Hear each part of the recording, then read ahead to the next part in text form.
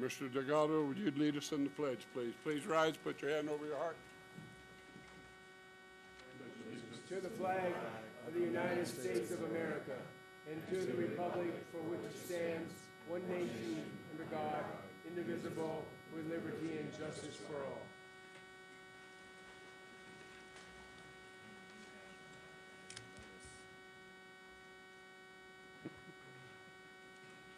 This time we'll observe a moment of silence.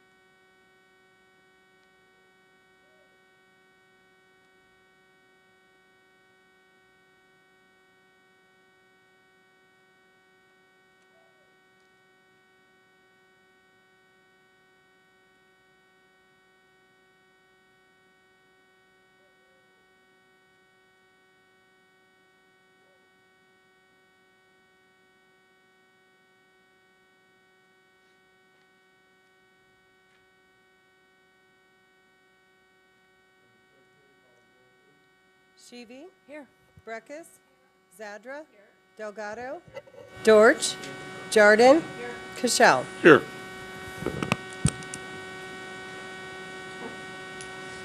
This time I'll open up the public comment section. Do you have any more public comment cards? Okay. Here we go. Here we go.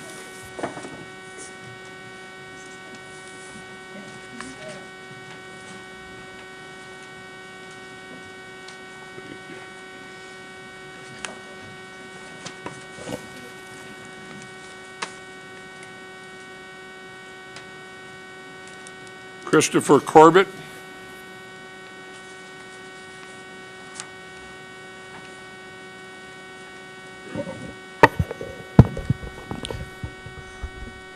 Good afternoon, Mr. Mayor, members of the board. Christopher Corbett, Reno, Nevada.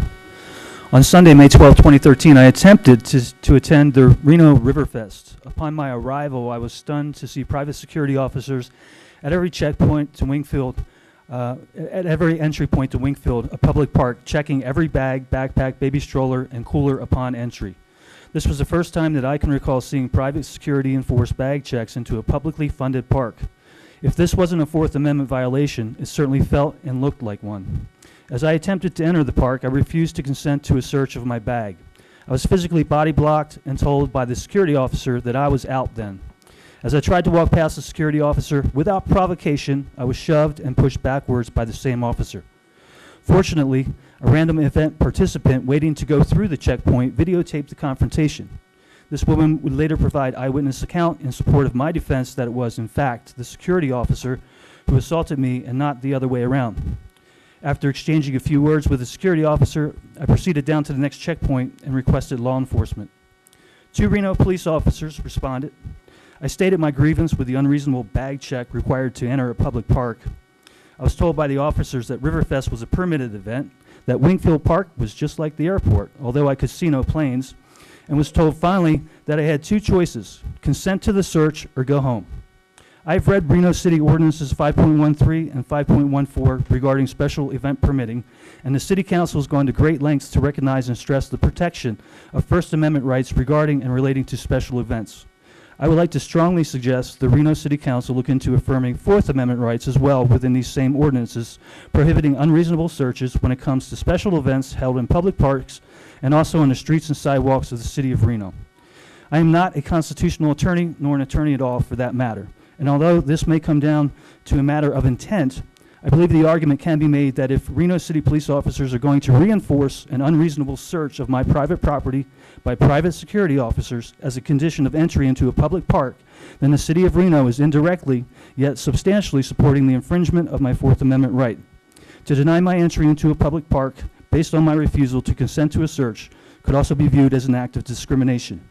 Regardless of whether an event is permitted, a permit does not release the city of Reno from the responsibility to protect its citizens' civil liberties from intrusion. Thank you. Thank you. Jessica Levity. I messed up your last name, I think, Jessica, but No, you nailed it. did I really? Good job, Kishel. That's unusual. Oh, my time's already started. Okay, here we go. A few weekends ago, I biked downtown to work a booth at Riverfest. It was mid-afternoon. As I was attempting to enter the area where our booth was, I was asked to give up my purse for searching by 2 young security guards. At the time, a man was standing on the other side of the gate, encouraging people to evoke their Fourth Amendment rights. I thought this was a great idea, and I politely declined the search. The very young lady working the gate, and seriously, you guys, she must have been like 16 years old, told me that it was not an option, and that in order to get in, I had to be searched. I gently remarked, I totally understand you're just doing your job, but this is a public park, and I declined the search, but thank you so much for asking. At this point, she called her manager over, an older gentleman who told me if I didn't want to be searched, I could choose to leave. I said, I'm here to work a booth. He said that I must agree to a search of my purse. When I asked why, he said, and I quote, because of the Boston bombings. At this point, I told him his answer was extremely creepy, and that the Boston bombings was certainly not a justifiable reason to search my personal belongings. I politely asked the security officer what made this obviously underage girl qualified to search my purse for bombs. Has she taken a class? Is she certified? Does she possess some sort of superhuman ability that gives her the power to detect a bomb in my purse simply by opening the zippers and shaking it? He blatantly refused to answer my questions and said he would not tell me anything about the young girl. I mean, if you're going to violate my civil rights, you guys, at least let my bag be searched by a 70-year-old bomb squad veteran who, you know, actually possesses the ability to identify a bomb. At this point, the police were called over. It was very exciting for everyone, as you can imagine. I was thrilled when the police arrived. I said, thank God you're here, officers. These people are attempting an unnecessary search. Much to my dismay, the officers told me that they were not there to defend the security that they were there to defend the security officers and not to discuss the Constitution with me, and that myself and the other gentleman, Chris, needed to move away from the gate. After a bit of drama, I finally got a chance to talk to one officer. I asked him about the Fourth Amendment, as well as some Reno Municipal Codes 5.14 and 5.13, for example, and he informed me that he was not there to discuss any of those things with me. I asked him why he was allowing this search, to which he said, it's your choice to go into the park. Haven't you ever been to a stadium? To which I replied, yes, but this is a public park, not a private venue. The officer said, well, they have a permit. I said, so their permit allows them to search in a public park? The officer said, yes, it does. I said, great, can I please see this permit? To which the officer replied, no. So I asked, if they're claiming that this permit allows them to perform the search, then shouldn't the permit be displayed nicely out in the open so that I may peruse it before I agree to the search? Both the security guard and the officer had no answer for me on this. At this point, I was running late to work the booth that I had paid for. I politely suggested that because this permit was nowhere to be found, that it would be wise to allow people to voluntarily choose whether or not they wanted to be searched. The officer told me, be searched or leave. And I've got 10 seconds left, so I'm going to leave you on a little cliffhanger. But I have a feeling I'll be back in a few minutes. Thank you very much. Joe Taglabar.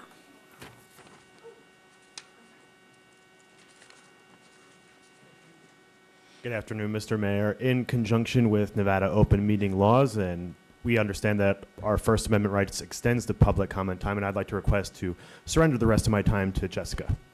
Thanks, baby. No. No, Really? you can, no, you can, she can't. Oh, here you go, right here. I had to work the booth that was paid for, so I agreed to the search, while the other gentleman, Chris, was denied access.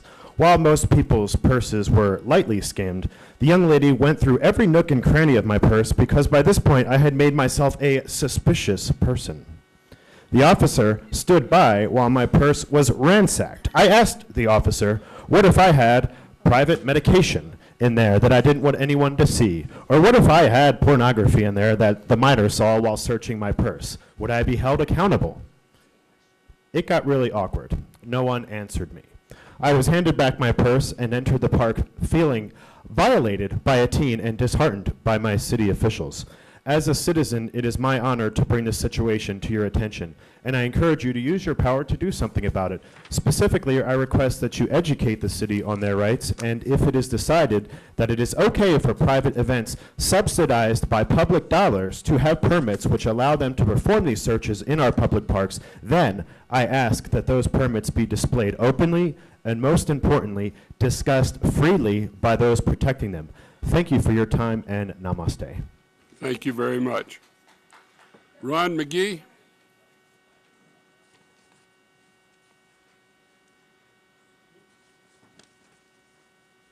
Good afternoon, Mayor and City Council. You'll have to bear with me a little bit.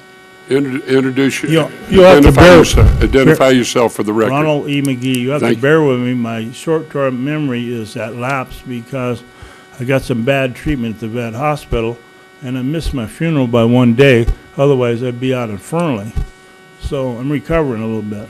But anyway, what I come to talk about today, 3 things. You know I usually do that. I'm officially running for mayor of Sparks, and I have been tentative officially accepted for Sparks Reserve Police Department at 68. But I have a background of military police sergeant in Vietnam era. And I received my disabled veteran plate that I never applied for.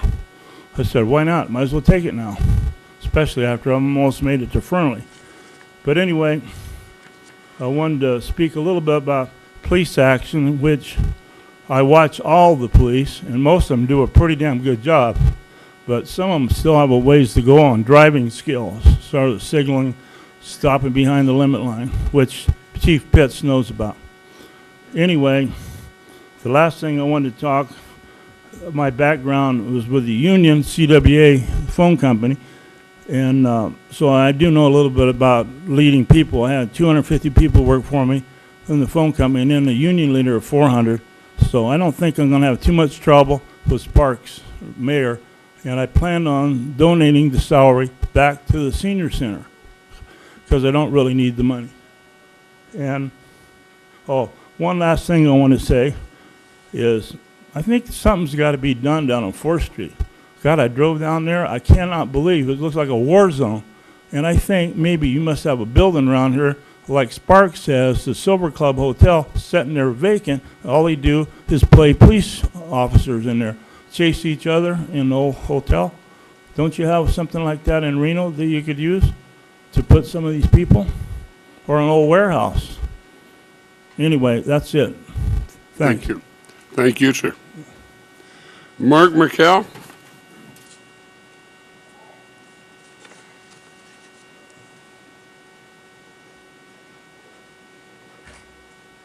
Thank you, City Council, Mr. Mayor, and City Manager. And my name is Mark Markell, and I'm a concerned Reno resident.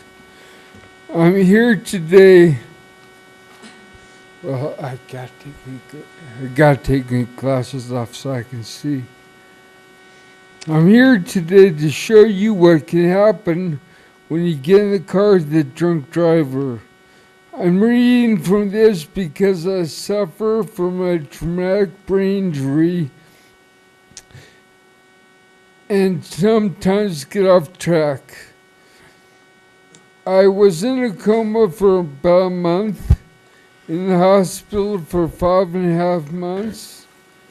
When I was released from the hospital, I was wheelchair bound, but the Holy Spirit helped. God willed me alive to show that what can happen if you get in a car with a drunk driver. With a drunk driver, I can't walk anymore. I have to use a walker or an electric wheelchair. I can't drive anymore. I have to ride the bus. I can't find employment. I can't have a relationship. I have trouble thinking and speaking. I have lost my wife and my children, a family.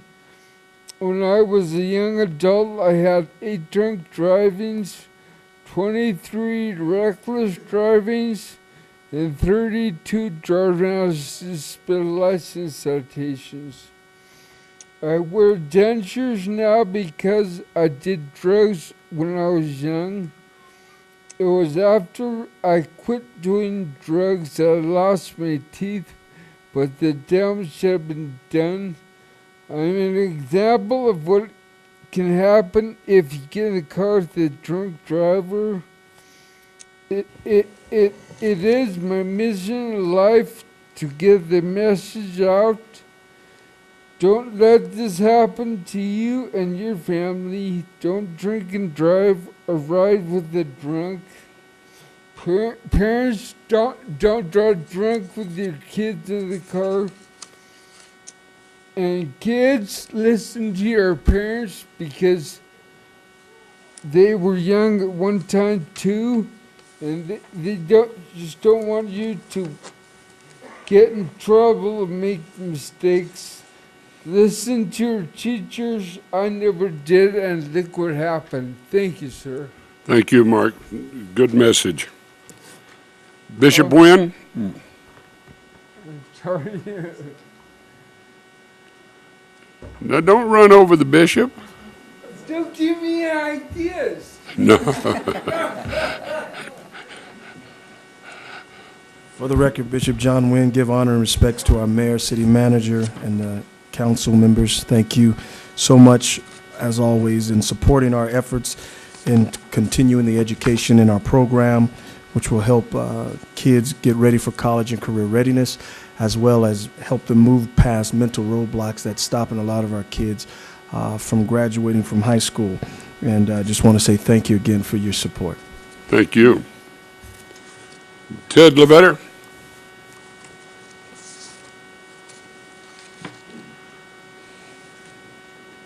Good afternoon, Council, Mr. Mayor. Ted Levater for the record.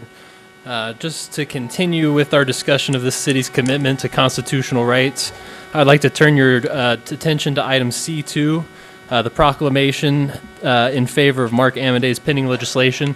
I came to this council a couple of months ago, myself and a number of other people asking this council to make a statement in opposition to current federal law. You said that that was too risky to take a position in opposition to federal law. It looks like here on C2 you're about to take a position in opposition to a current federal law. So I would like to know what the difference is between what this C2 is asking and when we ask you to protect our rights to due process. I don't know that that's a law. There's currently a federal ban again that's in place. There's not a law and there's not a ban that I know of. Policy. I'm just reading the okay, go ahead. I'm sorry to interrupt you. It's your time. So there's a current federal position. There's a position of our federal government not to allow these junkets to destination resorts. You're going to make a policy statement in opposition to that. When I asked you to make a policy statement in opposition to federal laws that put our constitutional rights at risk, you said it was too dangerous. To me, the difference is money. In today's case, you're protecting the interests of our tourist industry and the bottom line. When I asked you to protect constitutional rights, you said it was too risky. So that's all I'll say about that. And then on G3, I just have two questions I would like to have answered today. One, what is the total principal debt amount that's currently outstanding? And two, what is going to be the total cost for servicing that debt over the next 30 years? So one, total principal amount of debt. Two, cost of servicing that debt over the next 30 years. We can do that answer under the bond items. Thank you. Thank you, sir. Mr. Sam Dene. Sam Dene. That's me. Sam is the encyclopedia of Reno government. And I'm glad, nice chortle. I love it when the students come over here from, I don't know what school they're from, but just for an introduction, I'm an Air Force Academy graduate. I spent many years flying fighters and bombers in the Air Force defending our nation against enemies inside of the border and outside of the border. And I'll guarantee you those students have never seen anything on TV or anywhere else, soap operas or whatever you want to call it, like they're seeing today with Sam Dene at the podium and these other folks who got up here and spoke in opposition to certain things that are happening. At any rate, put in perspective, Sam has been coming to these meetings before any of you kids were even born. I've been to virtually every single city council meeting since any of you were born. 1994, nice chortle back there too, I like that. At any rate, yesterday I was at the budget meeting, and there were a lot of Reno High School students here then. I got up here and spoke 5 times. The one lady, actually it was a young man came up afterwards and said, Sam, that's the first time I ever saw anybody hit 4 walk-off homers in one meeting. At any rate, I took that as a compliment. Nice chortle back there too, finally got it, huh? At any rate, at the budget meeting, I spoke on various items. One thing I spoke adamantly against was you giving more money to Art Town. Art Town has gotten over $100,000 every year. They brag about how successful they are, and yet they come down here begging for more money. I think somebody ought to look into the salary of, first of all, the executive director, who basically really only works once a month. And I've got nothing against Art Town. I just don't think it's fair. You've got Art Town getting all this money. You've got Hot August Night, Street Vibrations, air races, balloon races, I go on and on. Art Town gets basically more handouts, government subsidies than all of those added together. Those operations bring money into the coffers from out of town. Art Town basically just scavenges us off of other businesses.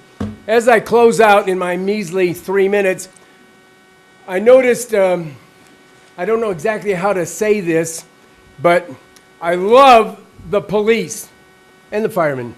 I love the police when they protect lives and property, but I do have to admit, and I think some of them will even agree, that some people don't always look with happiness when they see a policeman walk up to them or driving behind them in their cars and that sort of thing.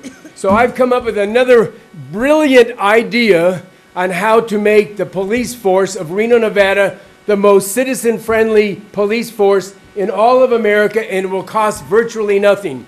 We start out, as we close out, time goes down, and leave time for a cheer from them. We start out by painting the police chief's car pink. That's a good...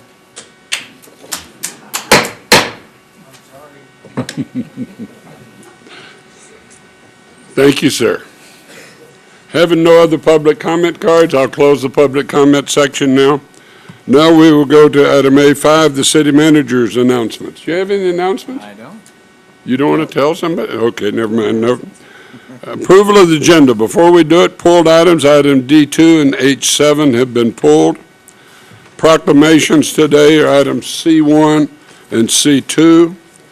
Presentations, item D1, Chief's commendations. And item D3 is Economic Development Mission in Washington, D.C. Public comment we've done. Public hearings after 12:15, item F1, 2, and 3. A time certain we have for item J4, 2:30 presentation regarding the neighborhood advisory boards. There will not be a hearing tonight at 6 o'clock. Any other changes? Have a motion and second to approve the agenda. All in favor say aye. Aye. Those that oppose, no. Motion carries unanimously. Now we'll go to approval of the minutes for May the 8th. Any changes? Chair will entertain a motion. Move to approve. Have a motion and second. All in favor say aye. Those that oppose, no. Motion carries unanimously. Cash disbursements. Any disclosures from anybody? All right. Chair will entertain a motion for April the 28th and May the 11th. Move to approve. All right. I have a motion and second. All in favor say aye. Those that oppose, no. Motion carries unanimously. Item C1, proclamations.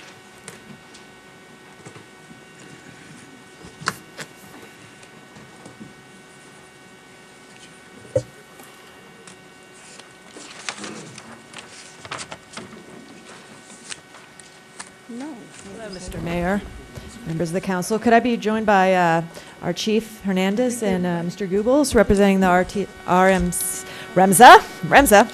You'd hold that. Pleased to present this proclamation related to Emergency Medical Services Week.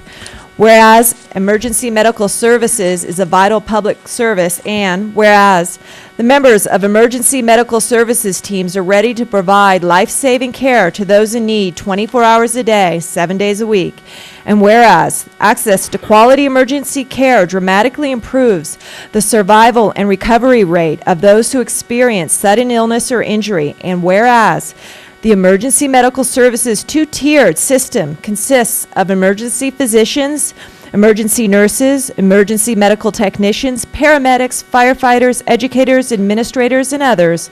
And whereas the members of emergency medical services teams, whether career or volunteer, engage in thousands of hours of specialized training and continuing education to enhance their life-saving skills. And whereas all first responders' commitment to patient care throughout Northern Nevada has been an integral factor in our community's safety, security, and success. And whereas the region is proud to have all first responders operating within the state to ensure the highest quality of patient care and community support, and whereas the success of our first response system is an indication of the city government's dedication to community-wide emergency medical care, and whereas it is appropriate to recognize the value and the accomplishments of emergency medical services providers by designating Emergency Medical Services Week. Now, therefore, I, Jenny Breckes, council member, on behalf of Robert A. Cashel, Sr., Mayor of the City of Reno, Nevada, do hereby proclaim the week of May 19th to 25th, 2013 as Emergency Medical Services Week. And thank you to all the providers for all that they do all year long. Thank you.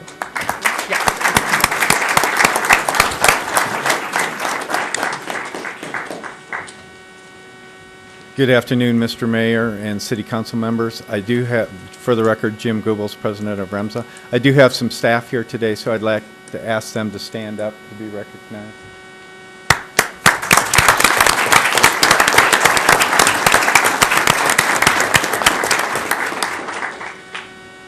I am honored to accept this on behalf of our REMSA and Care Flight nurses, paramedics, and emergency medical technicians. It takes a team, as declared in this proclamation, to provide care to sick and injured patients in our community, and that's why it's very important that we can provide this system and teamwork of care through the response of our fire first responders, our ambulance staff personnel, and Care Flight staff personnel, all the way through to our local hospitals, where definitive care can be rendered by our doctors and nurses in our community. So I thank you very much for this recognition. I'll make sure that our staff sees it tomorrow at our EMS barbecue. And again, thank you very much. Thank you.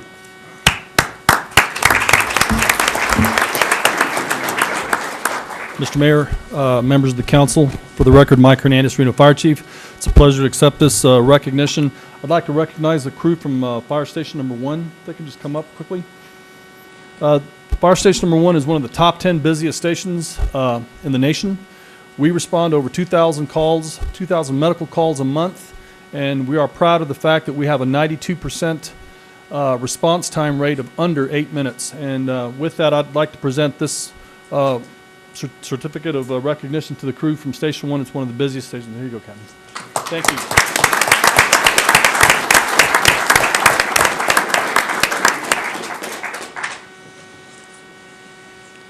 Okay, I need to go back before we go with the next proclamation.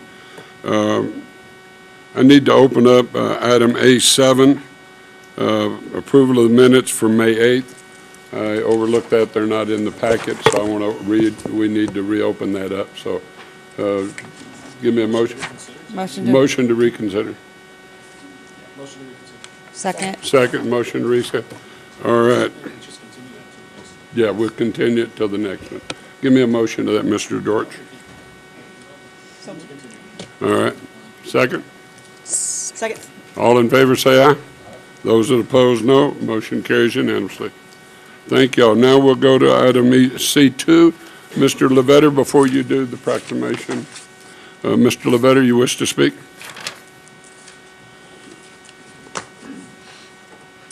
Thank you, you, Mr. Mayor. Just a quick bit of research there. Yeah, it turns out the ban was reversed in 2009.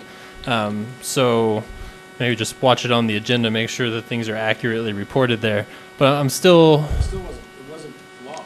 You're right. It wasn't a law. It was a position of our President of the United States banned it.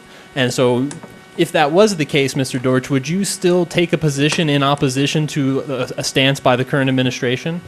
I take a lot of positions against this current administration. Yes, sir. And so when I asked you... Let's make your public comment what you wish. We're not going to get into a debate today. The open meeting laws allow me to ask questions of public officials during We this do not public have to comment answer them. time. Go ahead. He doesn't have to answer. Ask That's all very the true. questions you want, sir. You got 3 minutes. Well, 2 minutes and 18. Excuse so, me. When I asked you guys to make a statement in opposition to something President Obama did, you said it was too risky. When I asked you to protect our Fourth Amendment rights, our Fifth Amendment rights, you said you couldn't do it. But now, when it comes down to protecting tourist dollars, casino revenues, we're more than willing to take that position. That's all I got. If you want an answer. Yeah, I would love one. What I took a position before was I took an oath to uphold the Constitution of the United States. What you asked me to do was to take a position against the Constitution of the United States. So that was my position there. This was a policy that the President of the United States took. He reversed that policy, but there are still departments within the federal government that are following that policy that is reversed. So yes, I will take a position.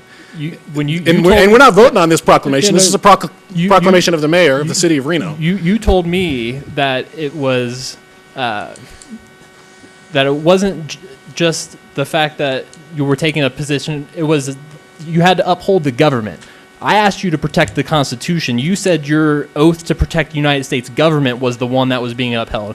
The NDAA makes it possible for the federal government to disregard my Fourth Amendment rights. I asked you for just a simple position statement in opposition to that, saying we believe in the city of Reno that people deserve their Fourth Amendment rights no matter what crime they're accused of, and you refused to do that. When we ask you to protect the interests of people who have been traditionally oppressed, minorities, immigrants, women, people of color, you refused that request. Just a simple statement. All we wanted was a proclamation like this. Thank you. Mr. Mayor, if I may, he's bringing up some procedural questions that I do find important, and that is the one who would have liked to have seen this body adopt a proclamation on that position. But we had a spirited debate. Well, it does raise a question whether or not, and I haven't looked in the charter, I've just been meaning to, is the ability to put proclamations solely a mayor privilege, or is it something that goes for the body, for all of us? So, you know, I will do my own research and bring it back and look into that and maybe raise the question. So I'll just want to let, you know, explain my intent. Because there was ways that have been done, and then there's ways that, you know, the charter states. And that's my point is, we're not voting on anything today. This is a proclamation from the mayor of the city of Reno. It's a proclamation I support, but it's a proclamation of the mayor of the city of Reno. We're not voting on anything. It's not a position of this body. It's a proclamation by the mayor. And again, it's a proclamation I support, and there might be members up here that don't support it, but we're not voting on it.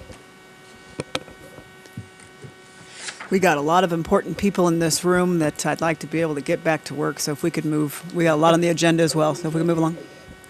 We've got a lot of great officers in this room that I'm sure would like to get back to work, so if we could, I would just suggest we move on to the next item.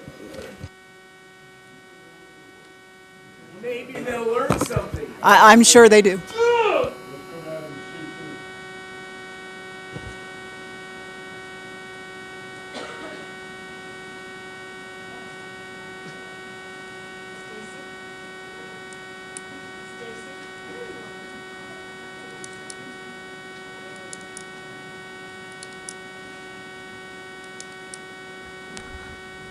It's good to have you here today. Thank you. Whereas, after the Government Services Administration, the GSA, conference scandal of 2011, renewed scrutiny was justifiably brought to the attention of the American public over taxpayer-funded federal employees' conferences. And whereas in the 112th Congress, House leadership responsibly made a number of efforts to shed additional transparency and accountability for the approval of conferences, and whereas, however, in response, some federal agencies internally implemented a ban or strengthened existing limitations and prohibitions on holding federal government conferences at certain locations solely on the destination. And whereas, as a result, federal employees and military personnel were forced to change venues and caused the cancellation of numerous hotel and hospitality contracts in Nevada, Arizona, Louisiana, and Florida, among other states. And whereas in states where the economy is heavily dependent on the hospitality, this came as a devastating blow to a number of employees. And before simply banning a destination based on a perception of what constitutes a resort location by one bureaucrat, all decisions should be based on locations that ultimately provide the best value for the taxpayer's dollar. And whereas these bans have been implemented without any regard to the value for the American taxpayer who foots the bill for these conferences, and whereas because of the nature of the industry, resort locations often do provide the best value and convenience for official meetings and businesses, and whereas previous bills have been introduced by our Nevada delegation, but no formal action has been taken to potentially resolve the discriminatory practice and to investigate the criteria used to select meeting locales. Now, therefore, Robert A. Cashel, Sr., the mayor of the city of Reno, does hereby proclaim and support the city of Reno and the council for United States Congressman Mark Amity's pending legislation protecting resort cities from discrimination act to correct the ban that prevents federal government agencies from holding meetings or conferences in locales that are perceived as resort or vacation destinations. And we have the representative, the district director, correct? Yes. From the congressman's office, Stacy. Good afternoon, Mr. Mayor and council members. Thank you for having me. For the record, Stacy Parabeck, District Director, Congressman Amity. I will pass this on to our staff in D.C. and the congressman. I'll see him tomorrow night. Thank you very much for your support. Thank you.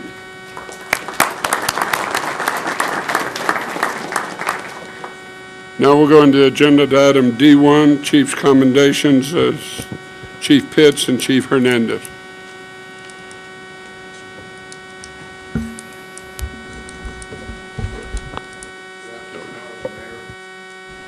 Good afternoon, Honorable Mayor and Council. Steve Pitts, on behalf of the men and women of the Reno Police Department. It's my honor and a pleasure today to recognize 7 police officers and one of our incredible citizens for incredible work they've done in the community and with the Reno Police Department. With me this afternoon is Deputy Chief Tom Robinson, Commander Shannon Weeking, Deputy Chief Mac Vinzon, and Chief Hernandez, and several of his staff. What I'd like to do is call the officers up one at a time. But before I do that, with your permission, I'll have all police officers in uniform please stand. Officer Coffey. Officer Barnes. Come on up here. All right. Officer Schwartz. Officer Mueller. Officer Gallup. Mr. John Mulf. And Officer Mayfield. Sergeant Greg Blair. I will turn over the actual presentations to Deputy Chief Robinson and Chief Hernandez. Thank you. Life-saving medal, Officer Ira Coffey. In the interest of time, I won't read these certificates verbatim. I'll just kind of give you the story. On May 4th, 2014, Officer Ira Coffey responded to a home which was fully engulfed in flames. When Ira arrived on scene, he noticed a man walking outside with his 2.5-year-old daughter.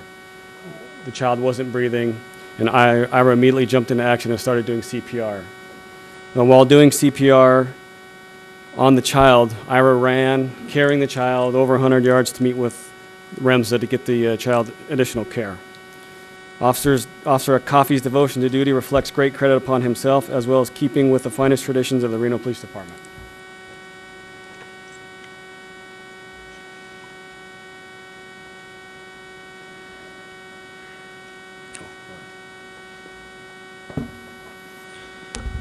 For the record, Mike Hernandez, Reno Fire Chief. In the interest of time, I won't repeat the citation. However, I will update this council, Mr. Manager and Mr. Mayor.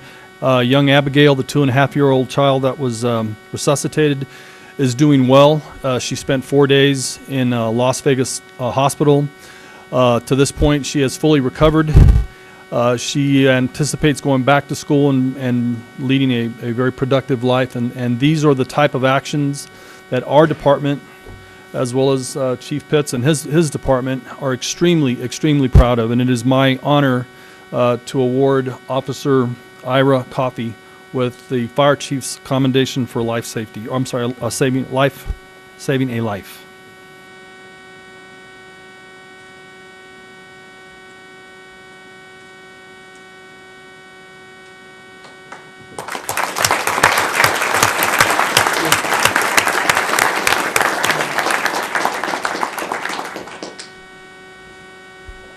Officer Michael Barnes.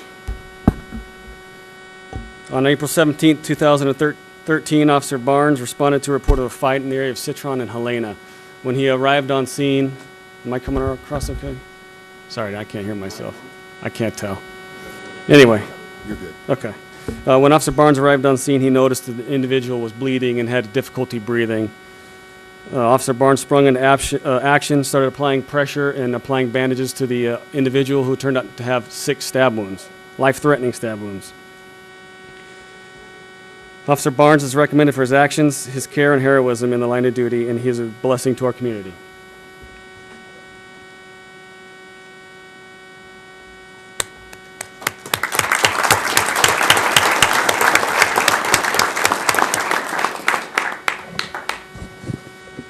Life-saving medal to Officer Sean Schwartz. On February 1st, 2013, at about 5:20 p.m., Officer Schwartz responded to an altercation and located an individual who also had a severe laceration to his arm. Officer Schwartz arrived on scene, saw the injury, and applied a tourniquet, stopping the severe blood loss that the individual was experiencing. Officer Schwartz called for REMSA, got the individual into REMSA and transported to the hospital. And according to the physician treating the individual at the hospital, if Officer Schwartz had not applied the tourniquet, the individual would have bled out and died.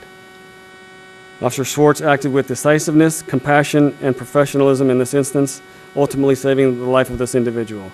Officer Schwartz is commended for his actions.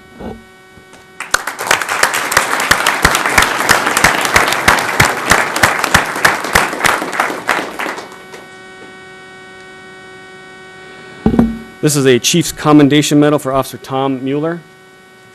Officer Tom Mueller, back in 2006, presented a concept that was fairly foreign to a municipal police department. His idea was to have our traffic unit begin conducting commercial vehicle enforcement and commercial vehicle inspections. The lieutenant at the time thought Tom was crazy, and I think he might have been right. But since over the past 7 years, Tom has acted as the coordinator of that unit. He's worked in direct partnership with the Motor Carrier Safety Assistance Program, and because of his efforts, we have been awarded a lot of money. I don't know if I should say it out loud, in our efforts towards commercial vehicle enforcement.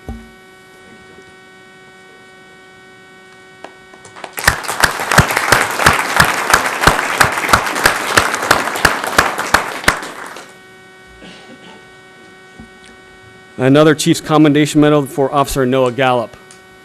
If you've ever been to our police station, you know that's kind of outdated and old, and we do things kind of back the way we did in the 60s sometimes. So this medal is really about Officer Gallup and his ambition to get us moved into the 21st century. Him and John Moore, did I say his name? John Molt, I'm sorry, John, worked together to develop some innovative ideas. Officer Noah Gallup is awarded for his exceptional meritorious performance related to the creation of the Downtown Video Surveillance Mapping Project, and in the development of the Mobile Officer's Guide. We have an app for that now. Officer Gallup is while most officers work on just doing their normal police duties, few look at progressing the department. Officer Gallup has done just that not once but twice with his innovative ideas. Officer Gallup's efforts highlight his commitment to continually setting the bar higher to ensure that the Reno Police Department remains a model of policing excellency.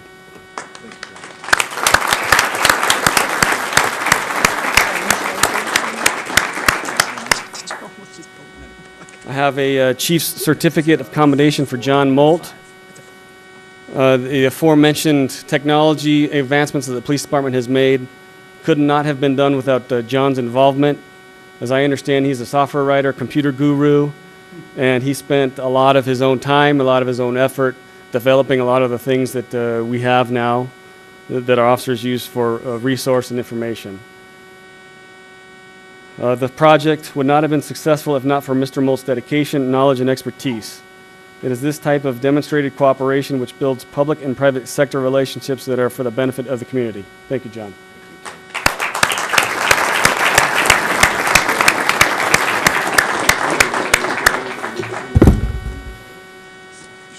We also wanted to recognize Sergeant Greg Blair. Sergeant Greg Blair is Officer Gallup's direct supervisor, and while most supervisors crack the whip and have officers answer calls for service, Greg's encouragement, his mentoring, and his willingness to let Noah explore his ideas helped us get to where we are today. So for Greg, we're presenting him with the Chief's coin.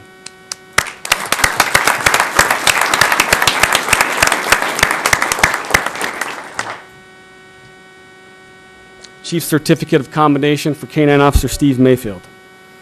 During the last year, a downtown business had been burglarized several times, costing the business several hundreds of thousands of dollars. Officer Steve Mayfield quickly moved into action, and as the department's K-9 trainer, he organized the unit's training to occur at this business, supplied the business with Reno Police Department K-9 signs, and eventually coordinated a multi-unit response that resulted in the arrest of this individual. Officer Mayfield's tenacity, attention to detail, and commitment to service fall directly in line with the Reno Police Department's core values of respect, integrity, fairness, and service.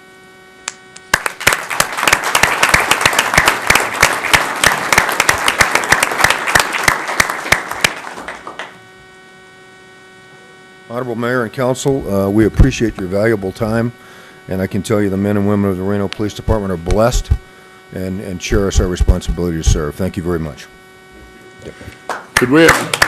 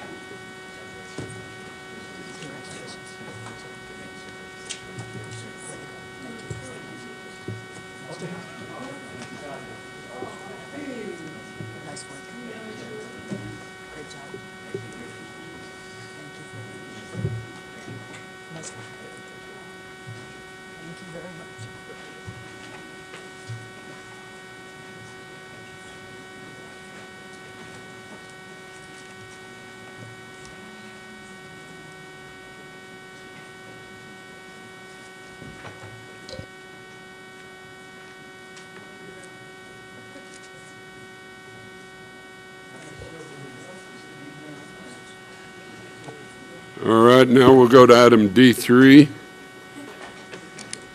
Economic update, presentation regarding the Economic Development Mission in Washington, D.C. Congressman Porter. Mr. Mayor, Congressman Porter and I have been in discussions for well over a year about the need for regional economic development, and we've explored a lot of opportunities over that time in ways to develop a stronger relationship both here in our community as well as in D.C. And this was actually even before we began our partnership with IBM, but of course their report back was this is exactly what we need to be doing. So we're ready to help you. Representative Porter is here today to kind of give you a summary of some of the initial steps that we've taken with a team of people representing multiple agencies in the community to move forward with that demand and need. Great. Thank you. Mr. Mayor, thank you, and I appreciate the invitation of being here today. Actually, I'm here to talk about the mayor. I have stories back about 30 years, so shall I start with that, or what? No, sir, we have an agreement. We don't tell things. Something about being friends, but thank you very much. I'm honored to be here. A little bit about my background for those that haven't read about me on the internet or seen campaigns placed against me through the years. I was a member of the City Council of Boulder City for 10 years. Of that, 4 I served as mayor. And all due respect for what you're doing here today, it's one of the most difficult jobs I've had as an elected official is in local government, and I applaud you and certainly am proud of what you're doing. I then had the opportunity to serve in the Nevada State Senate for 8 years. Served on Transportation Committee, was chairman of a couple of committees, and also involved with Judiciary, which had a lot to do with gaming, and Government Affairs, which of course is charged of working with local governments. Then I was elected to the U.S. Congress and was honored to serve in the U.S. Congress representing not only Southern Nevada, but the whole state of Nevada. And my background tied into that, I had my own business for 20 years, so I try to bring that experience of having my own business with serving in all levels of government and trying to help the community of Nevada.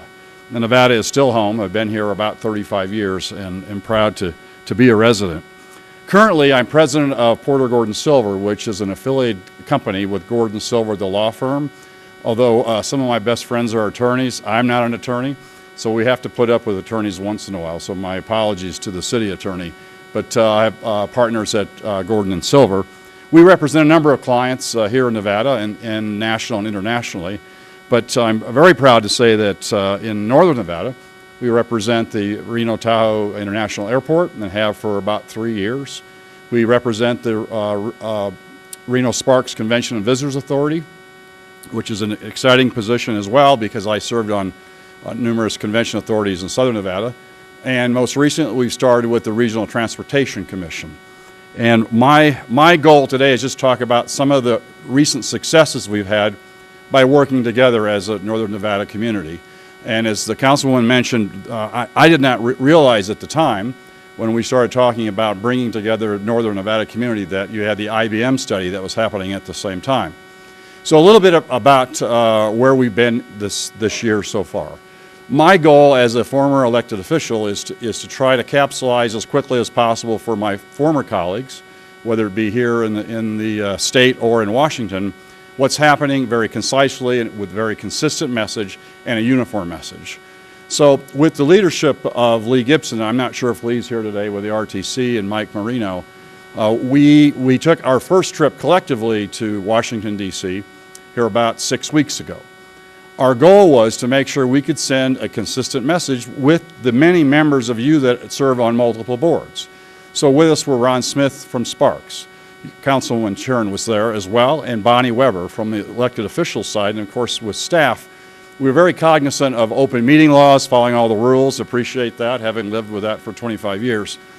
But what we did was meet with officials, not only Nevada officials, but other elected officials across the country, because I appreciate the fact that you have good relations with Senator Reed and Senator Heller and with Congressman Amadei. My role is to try to bridge that, so anything that we do collectively, we give them credit, because that's what we're supposed to do. We work closely with the members of the delegation. But what I've tried to do for the Nevada constituents, and that being in the business world, is introduce our community to decision makers in Washington outside of the traditional way of lobbying Washington. My role is to make sure that we do everything we can to support Senator Reed. But more importantly, beyond that, we met with the chairman of transportation. The chairman of the House Transportation Committee is one of my best friends. So we spent time with a decision maker. We spent time talking about flood control with other leaders in Congress. We spent time talking about the regional approach to transportation, how it interacts. Everything that we do in northern Nevada is connected via transportation. We spent time with the chairman of the committees with oversight over travel and tour. My point is, one, my role and my goal for my clients is to make sure they meet decision makers that they wouldn't normally get to meet. We invite these members to northern Nevada, and by the way, they're here. a good share of the time for different conventions. We capitalize upon that. The second thing that's really important is, as a former member of the different levels of government, there was nothing more frustrating for me than to have mixed signals come out of a community. And I could pick on some of the agencies here in Nevada, but I used to get mixed signals from different department heads, from different parts, from different cities that may be on the same path, but they would come in with different ideas and they would actually be competing against each other. So in trying to sell the message of who we are as a community of Nevada, it's critical that members of Congress know there's 1 million people that we represent. You represent 1 million people. It's not just the city of Reno, it's the community of Northern Nevada.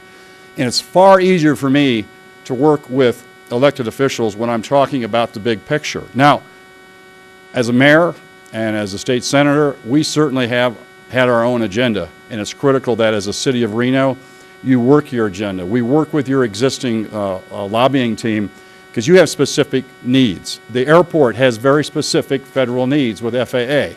The RTC has very specific needs that are different than yours, but collectively they work together. So the second part of what I'm encouraging is the city continue moving forward what you're doing with the IBM study, that you work together with the other entities here in Northern Nevada, from flood control to the university, to the school district, to TRPA, to Carson City. All this we can do collectively. One thing that I did over a number of 4 or 5 years, I said the same thing to Southern Nevada. We're not necessarily liked as a community of Nevada unless it comes to tourism, unless it's come to maybe being engaged in some events here. But people sometimes look at us with a little suspect as a community. What I suggested to Las Vegas, and the chamber started this, is they started having Hill Days because we didn't have relationships with members of Congress. We created relationships where we brought in the business community, we brought in the RTC, we brought in elected officials, and we had a Hill Week in Washington, D.C. It's something that they've reinstituted, but it's about creating relationships that we don't currently have. So in summary, I appreciate the city and what you're doing in the leadership with the IBM study. Lee Gibson has taken a tremendous lead in bringing together and organizing a number of the entities, because the RTC really is one of those projects and organizations that touches everyone in Northern Nevada. So I encourage that you continue this approach. I appreciate the opportunity of being here and look forward to answering any questions. Anybody got any questions right now for the Congressman? Mr. Mayor, just yesterday we heard at an EDON luncheon that several of us were at. The speaker was William Fruth with the Politicom Corporation, and he specializes in economic development. And he said that, you know, the community has to have a commitment to cause economic development to happen, and we need to stay motivated on that. And we've started some initial contacts with the groups that Congressman Porter referenced, and I really want us to maintain that activity and keep all of our colleagues, our partners in this region motivated and move forward with this, because we had some very sincere interest from the people that we met with on the initial visit. As you know, they invited me back because of your relationship with the chairman of the Commerce and Trade Committee to actually testify in front of his committee. So we're making some relationships that we need to continue to move forward with. And Mr. Mayor, if I could add something. Yes. Because of our meetings, as was mentioned, we were invited back to give testimony on travel and tour. But let me give you my business perspective. We have to change the way we do business. The business community, the private sector, governments, as we know, we have to change the way we do things. When I was a city councilman, a state senator, I only worried about what was in front of me. As a city councilman, I worried about all the things you're worried about. We can't do that anymore. We can't just look at what's happening here at the city. All roads lead to Washington, D.C. It used to be the financial hub of the world was New York. Now it is Washington, D.C. All funds, all avenues lead to Washington, D.C. You and your team, I applaud you for your successes to date, but we would like to brag about that even more as we move forward. So again, I appreciate this time, and it's great to see you, Mr. Mayor. Good to see you again. Any questions, anything? I have a question which I believe it might be on a future agenda, but an update with regards to the Smarter Cities program. And I know there's been discussions about a collective retreat with all local government officials to further that. And I'm just curious, is that on a future agenda? Okay, thank you. It will be. Okay. Thank you very much. Thank you very Thanks, much. Rick. Good to see you again. All right, now we'll move to the consent agenda. Any items you want to pull for discussion? Mr. Mayor, I have a few. Item E1B1, E1, B1, item E2, E2, item E7, E7, E10, and E12. 10 and 12. With that, I would make a motion to approve the other consent items. Any others want to pull Oh, anything? sorry. Okay, now I'll take that motion. That motion's been made. I have a motion, I have a second. I have a second, all in favor? Huh? No? All in favor, say aye. Aye. Those that oppose, no. Motion carries unanimously. He thought he'd just throw me off this time, but we went right by him. Item E1, new gaming. I have a question for staff. What is a temporary business license? Mayor, Mr. Manager, council members, Michael Chomp, Business Relations Manager for the Business License Division. This is a temporary license for gaming for Boomtown. They have a gaming license that to keep it active, they have to open 16 machines once a quarter, I believe. And the representative for Boomtown is here to expand more on what the gaming requirements are of that. So is this gaming use activity established on these premises, this parcel with this APN at this point in time? Yes, I believe it won't be open until this license is approved, but it will allow them to operate for a period of time. So nothing's going on this property right now? I think right now I think it's set to go. So there's a temporary trailer. Temporary trailer. With 16 slot machines in it. 16 and slots. Waiting for approval from this body, and then once that happens, they will turn those machines on and operate them for a period of time. And then at that point, we will have a use of a limited gaming activity on the premises. This would be unlimited gaming for them. It's 16. Oh, okay. 15 and fewer is correct. Okay, so nothing going on right now, and this will establish that use. Okay. Well, with that, I'll make a motion to approve. Okay. Have a motion, second. All in favor, say aye. Aye. Those that oppose, no. Motion carries unanimously. Item E2. You know, I was just wondering if a staff member could explain this a little bit because it seems like we've had a lot of turnover with this activity in our lobby, and maybe it's not a big deal. Just wondering how we feel that we're going to get a real permanent operator here. Thank you, Councilwoman Breckus. For the record, Kate Thomas, Office of Management and Budget. One of the steps that we are doing to ensure that we have success with the coffee cart is we had budgeted for the installation of a floor sink next to the a floor sink.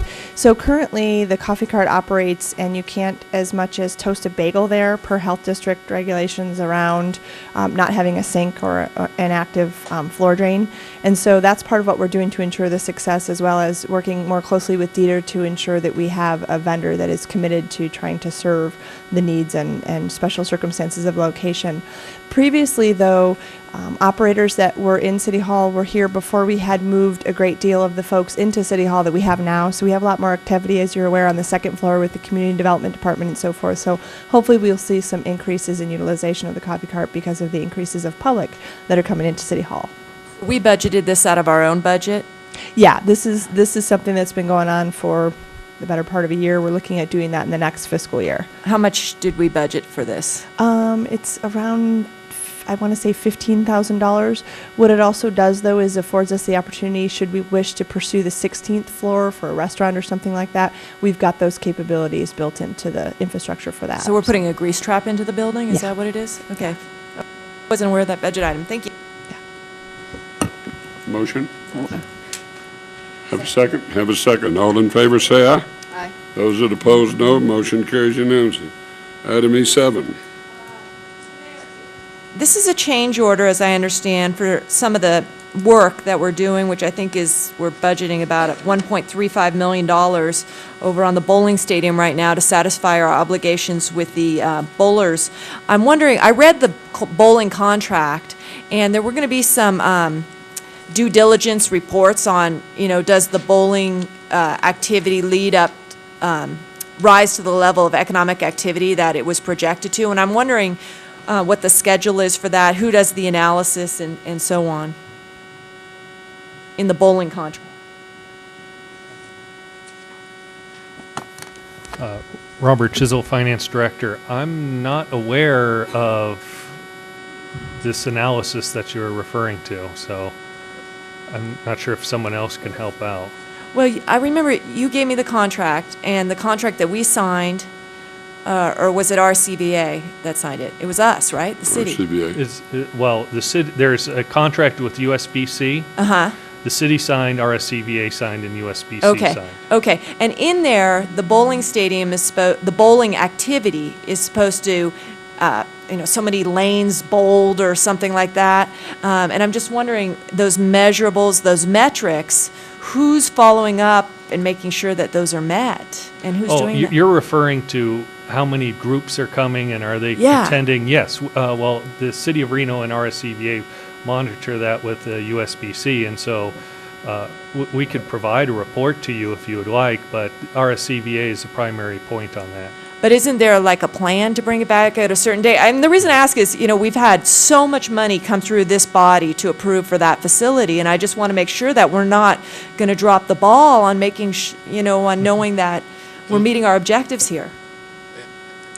From the way I think the contract reads, though, those measurables are more to do with the room tax rebates and things like that. Those measurables aren't tied to the improvements that we're doing. No, there's the USBC contract. Right. That's the contract. They would bring so many. That's the issue of the RSCBA determining, I think, the room rebates and those types of things for the USBC. That's not part of our contract in this. I thought it was tied to us spending all this money, whereas we could spend it on the Livestock Event Center or some other tourism facility within the district. And we still can spend a portion of it on other facilities in the district. The ability to spend money is by the Nevada revised statutes that implemented $2 surcharge, and I believe it's within a mile and a half of the downtown core, which does include the Reno Livestock Event Center. Yeah. Well, okay. The majority of the improvements that are going to be made to the facility are prior to the extension of the contract. The extension of the contract is from 2019 to 2030. Most of the improvements are going to be done by 2018, Robert? Yes. Well, I guess my question is, what are the metrics that I thought I read that contract that we would be getting reports on how many bowlers are coming in, how much economic I think we can still ask RCVA to come in and give that presentation. They've got that data. But it's not tied to us spending any money. That is more tied to how much the RCVA is paying to have that event here. Okay. So but it's easy to get. They've got that data, and we can have RCVA come in and give a presentation on that. That would be easy to do. Yep. But again, that's not tied to The extension of the contract with USBC was from 2019 to 2030. Most of the improvements that we're doing for USBC are going to be done prior to 2019. Okay. And keep in mind, I think the important part about this $2 room tax is the properties downtown got together and knew that we had to extend this contract with USBC. We were in negotiations to extend it. We were trying to come up with ways, as the RCVA, trying to come up with ways to do the improvements at the bowling stadium that the bowlers were asking for, because they wanted a newness to it. This thing's we haven't really done anything with that facility since it was built in '96. I think that's right. And they wanted some newness to it, a new look, a new feel, and if they were going to extend their contract, they wanted us to commit to doing something, and we didn't have the money to do it. The properties downtown self-imposed this tax, went to the legislature as a group, everyone in the same room, and said, we're willing to do this to extend this contract. The USBC contract was the motivating factor between getting this $2 room tax on. If any one of those properties would have said, no, I don't want to do a $2 room tax, it would have not happened. That's right. And you'd have never got the governor to sign it. It would have never happened.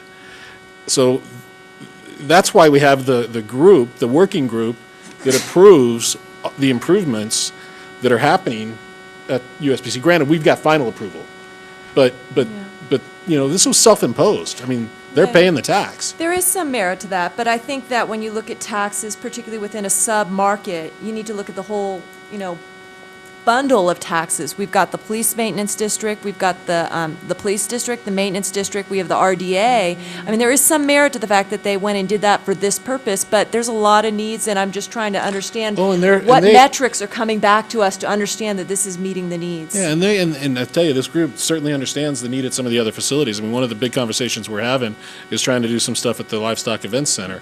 We've got the same issue happening there with some of the groups, the events that are happening at the Livestock Events Center that are saying, look, we can't continue to come to this facility if you don't do some improvements there. And this group has realized that, and they've already agreed to commit some funding this year for some improvements at the Livestock Events Center.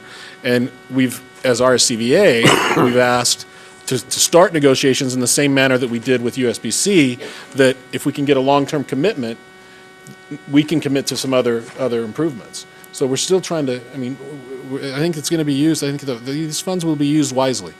And these properties recognize that we no longer have a sole proprietorship for these kinds of facilities. At one time we did. The National Bowling Stadium was the only one. There are at least 3 now, including a new one in Vegas coming on board, that are now competitors to us, and we need to step up to the plate to remain competitive. Same thing with the LEC. There are new operations across that are stealing away some of our business, and we need to keep competitive and make the improvements. That's why they stepped up to the plate and offered the funding. Well, with that, I'll make a motion. Motion second. Second. All in favor, say aye. Those that oppose, no. Motion carries unanimously. E10, with respect to E10, it came up when the sewer bills hit with the return address to a processor in San Jose. Got a lot of calls from folks, why are we doing this out of town? Can't someone do this service in town? And now we have an addendum to an agreement for our service, our web provider who is out of Southern California. I guess my question is, why can't we spend these dollars with someone locally? Hi, I'm Chris Matthews. I'm the city webmaster. Nice to see all of you. First time up here. The agreement, this has been a long-standing agreement with Vision Internet. It did go out to bid originally in 2007 when this was approved. Speak up a little bit, please. Oh, absolutely. I'm sorry. This originally did go out to bid in 2007, as I understand it. I'm moderately new here, so I wasn't involved in that process. So this is simply a continuation of the agreement that we currently have with Vision Internet, our service provider, to allocate maintenance hours, which we've already paid for, towards an enhancement of the site, and to actually reduce the amount of maintenance hours that we have going forward. To bid on it in the future?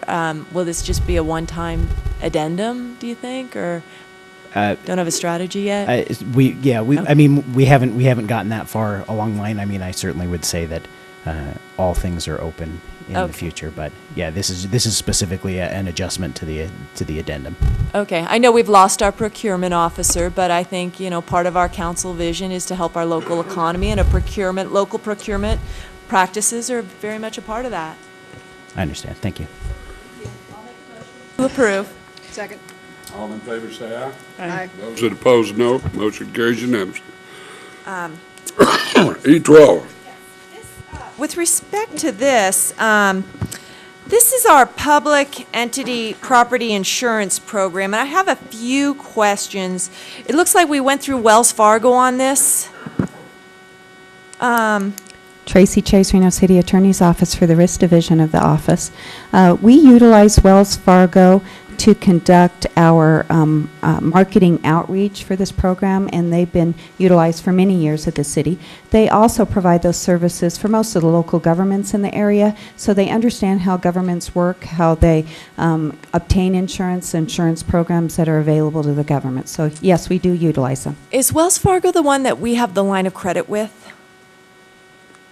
Or is that Bank of America? That's the B of A. Okay. Now, the 18 bids that we got, were those verified and reviewed by staff? I'm sorry, could you repeat that question? I think it mentions that there were Wells Fargo Insurance approached 18 insurance markets.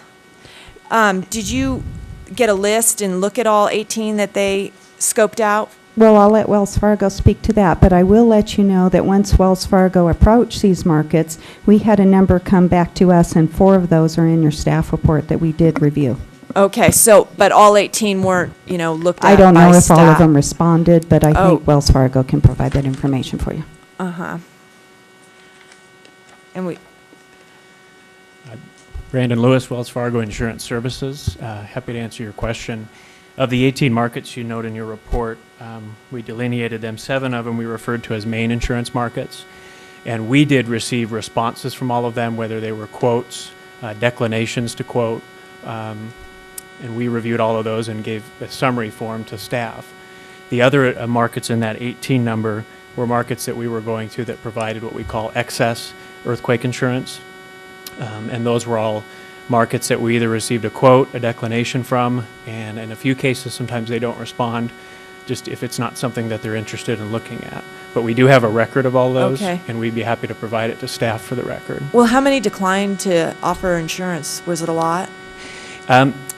When I mentioned the 7 main insurance companies, if you don't mind me focusing on that, because I can address that more, but only a handful of them declined outright. In most cases, it was because they prefer not to provide coverage to municipalities. There's a number of carriers that don't focus on this type of business, but the ones that do are the ones in your report that gave us the premiums. So the one that offered the 10 million, is that kind of like, here's a big number because we don't want to offer you insurance? Is that how that kind of plays out? For your incumbent property carrier? Yeah. Yes, they made a change that was not specific to the city of Reno. They insure a number of municipalities and other entities in northern Nevada. And they decided to no longer offer high limits of earthquake and flood coverage. If you're referring to the earthquake, they offered 100 million currently. And yes, they reduced it to 10 and said that's what we're willing to offer this year. And next year they indicated they wouldn't offer any, which that was the major reason we marketed it to so many carriers. Okay. And then in the tower that we're going to be in with the 18 other entities, have you looked at those entities and do you know what entities those are? Yes, Councilwoman Breckus, we know who they are. I believe the staff report mentioned that the closest entity was Sacramento, but we do have a list of all the other entities on hand. Sacramento's fine, but I mean, is Joplin, Missouri in there? That's my question. Or some other Tornado Alley city? Because if one of those has an incident and blows it out, we're out of luck. That's a good point to bring up. We refer to it as the all-risk coverage in the property, which is separate from earthquake and flood. Your general property coverage for risks of direct physical loss, like from a tornado in the Midwest or a fire, those kinds of things. The most important thing that we looked at, and we were concerned about that initially, is that in this program, in this tower, the city of Reno would be sharing each occurrence limit for the general property coverage with these other cities. But in order to, you would have to have an occurrence affect all of the cities at once in order to wipe that coverage out completely. And what I mean by that is there's not an aggregate limit. So if the city of Joplin was on here and it's not, if an entity in the Midwest had a major loss, let's say it was $300 or $400 million, that would be paid. And then after that, the coverage would not be reduced to the city of Reno. There would have to be a single occurrence that wipes out, from the Midwest all the way through the West Coast, a single cause of loss that takes out that many cities at once for you to have to share that limit in that instance. Do you mind just naming? I mean, is New Orleans in there? Who's in there? Are we comfortable that we're in a good tower with some? I would be happy to read through it with you. And the marketing representatives of this program indicated to us early on if there were any concerns or questions, we could come back to them about the tower. I'd be happy to read them. Okay, if who's the in there council with would like. us? Several of these are cities and counties. Some of the other ones are other types of public entities, so when I read the names, excuse me, they may not be self-descriptive, but we can get more info. The first one is ABAG Plan Corporation, City of Belmont, City of Fresno, City of Hoover, Alabama, City of Long Beach, City of Montebello, City of Newport Beach, City of Peoria, City of Sacramento, City of San Mateo, City of Siloam Springs, Minnesota Association of Townships Insurance Trust, Murray City Corporation, Showware Stadium, Small Cities Organized Risk Effort, Town of Branford, Bay Cities Joint Powers Insurance Authority, California Insurance Pool Authority, and the Northern California Cities Insurance Fund. Oh, in the township in Minnesota, you know, the Minnesota ones, say there's a devastating drought, or I don't know, is it flood? You know, what's the river that goes through? And if they get hit out, can they max out the whole thing? And then we have a flood, you know, and we're out of luck. Is that how that could work? No, Councilwoman Breckus, there is no aggregate limit on the general You're saying- coverage. okay. So if they had a flood event, which is a good point to bring up, the earthquake and flood limits that are quoted for the city of Reno are dedicated and not shared with these members. Okay, Which understand. And I'm sorry, I do not know this stuff well. Let me ask one final question. Since we continue to approve development in the floodplain, say we had a catastrophe and homes were wiped out and we went through a long process of an inverse condemnation. Would this cover on an inverse condemnation sort of settlement? Tracy Chase, Reno City Attorney's Office. We would have to look at our interlocal on the flood, but my recollection is inverse condemnation may go to the entity that's doing the inverse condemnation, and City Council would pass resolutions. You would have to have a determination of funding and action to take forward. Just because there may be a flood doesn't mean you have to condemn that property. I'm talking about a ruling that we have inversely condemned properties because of our actions or failure to action. Okay. Well, I can't guess what a court may do, but we have absolutely no case in that regard that's pending. Okay. Okay. Well, this is a one-year agreement. Okay. Yeah, this is 1 year, and what we did, we moved it 15 days because the insurance always comes up like right before you're doing your budget. So what you passed in the last meeting was a 15-day extension of that one, and then we got the 15 days coverage here. So now it will run on the fiscal year, which will make consideration of this just easier in timing of this council's timing of your actions. But we'll have the contract in front of us each year then, right? Absolutely. Okay. We bring it annually to it. We do a full review of our insurance annually. We coordinate with the manager's office. This one we coordinated with finance, the manager's office, OMB. We had a full team that reviewed all the components of this. And some of your questions are very good. We asked those same questions. Like on the list of different items of the cities, one thing we made sure of is that those cities weren't close together. So they would not likely be affected by one occurrence, like a large fire or a large flood. Okay. And I'm sorry, I know I said one question. Who's going to administer the claims? Again, Tracy Chase, Reno City Attorney's Office. The risk division of the City Attorney's Office administers claims. No, on the other side. Is it the Alliant? Are they? Oh, at It this is level, Alliant? Okay. yeah. Okay. With that, those questions answered, I will motion to approve. Second. We have a motion and a second. All in favor? Aye. Opposed? Motion carries unanimously. We're at the public hearing, Mr. Mayor, F1. Madam Secretary, have all the notices been sent? Yes, Mr. Mayor, proper notice was given and no correspondence was received. Okay. Item F1. Claudia Hansen, Planning and Engineering Manager. This is a request for text amendment redefining medical offices. Right now, medical offices are lumped in with medical day use facilities, so outpatient surgeries, things like that. And they really function more as a general office, an attorney's office, or a dentist's office, or dentist's office functions more like an attorney's office. So this is just moving it into general office away from medical facility day use. Okay. Any questions or anything? Have a motion and second. All in favor say aye. Aye. Those that oppose, no. Motion carries unanimously. Which I need to then. Ordinance. Bill number 6860, an ordinance amending the Reno Municipal Code, Title 18, Annexation and Land Development, Chapter 18.08, Zoning, Section 18.08201, entitled Permitted Uses by Base Zone District, and Section 18.08.202, entitled Additional Regulations for Principal Uses, and Chapter 18.24, Rules of Measurement and Definition, Section 18.24.203.3200, entitled Medical Facility Day Use Only, and Section 18.24203.3570, entitled Office other than listed to exclude medical offices from medical facilities and include them within the definition of office office other than listed together with other matters properly relating thereto. Motion and second. All in favor, say Aye. Those that oppose, no. Motion carries unanimously. Item 2, Madam Secretary, have all the notices been served? Yes, Mr. Mayor, proper notice was given, no correspondence was received. Okay. You want to read the ordinance? Yes, I will be happy to. This one I may take a little while on. This is Bill number 6861.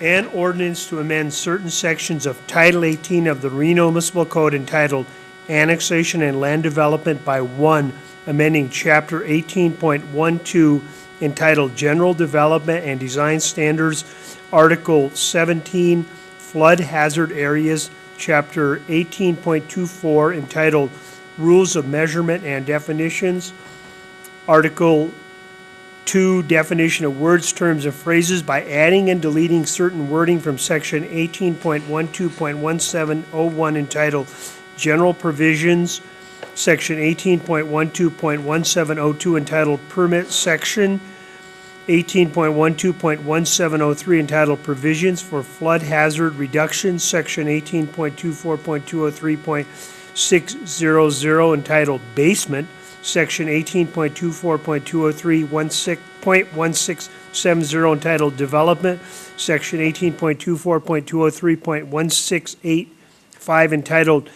Digital Flood Insurance Rate Map DFIRM, Section 18.24.203.2180 entitled Flood Hazard Area, Section 18.24.203.2190 entitled Flood Insurance Rate Map Firm, Section 18.24.203.4090 entitled Recreational Vehicle, and Section 18.24.203.4880 entitled Structure, and 2, adding Section 18.24.203.2195 entitled Flood Insurance Risk Zone Designation, Section 18.24.203.2595 entitled Highest Adjacent Grade for Floodplain Management Purposes, Section 18.24.203.2635 entitled Historic Structure for Floodplain Management Purposes, Section 18.24.203.4875 entitled State Coordinating Agency for Floodplain Management Purposes, and Section 18.24.203.4905 entitled Substantial Damage for Floodplain Management Purposes,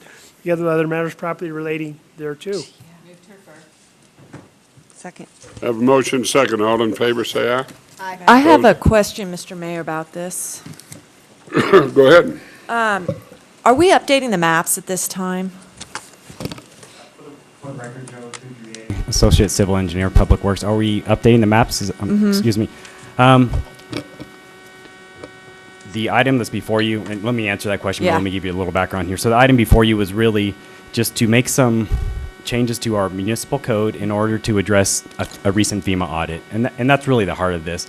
Concurrently, parallel, but a different effort is going on in the background, and FEMA has been working with us since 2010 to update certain areas of the flood hazard mapping for the city of Reno. But those maps will be effective in June, according to our current ordinance, no matter, well, those maps will be effective in June based on the way our current ordinance reads. Does that answer the question? Well, I guess my question is, does this process, we're new up here, does the city council approve the maps when they are revised? No, that's not the process that's in place. Now, currently what we do as a community is make the choice to participate in the National Flood Insurance Program, and then those maps get rolled out by FEMA. Now, they do come to us. They don't just throw down a map, but they could potentially make map changes that we are in disagreement with, and that has occurred.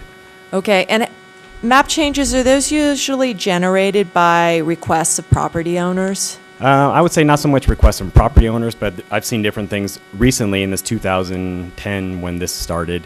FEMA actually approached Reno, Sparks, Washoe County. They said they had some money and they wanted to spend it, so they asked us to help them channel their energy into certain areas or where we saw the most need. So as floodplain managers, what we did was try to avoid the urbanized areas where you see a lot of map changes that affect people, and many times people don't like the changes. So we tried to look at the less urbanized areas.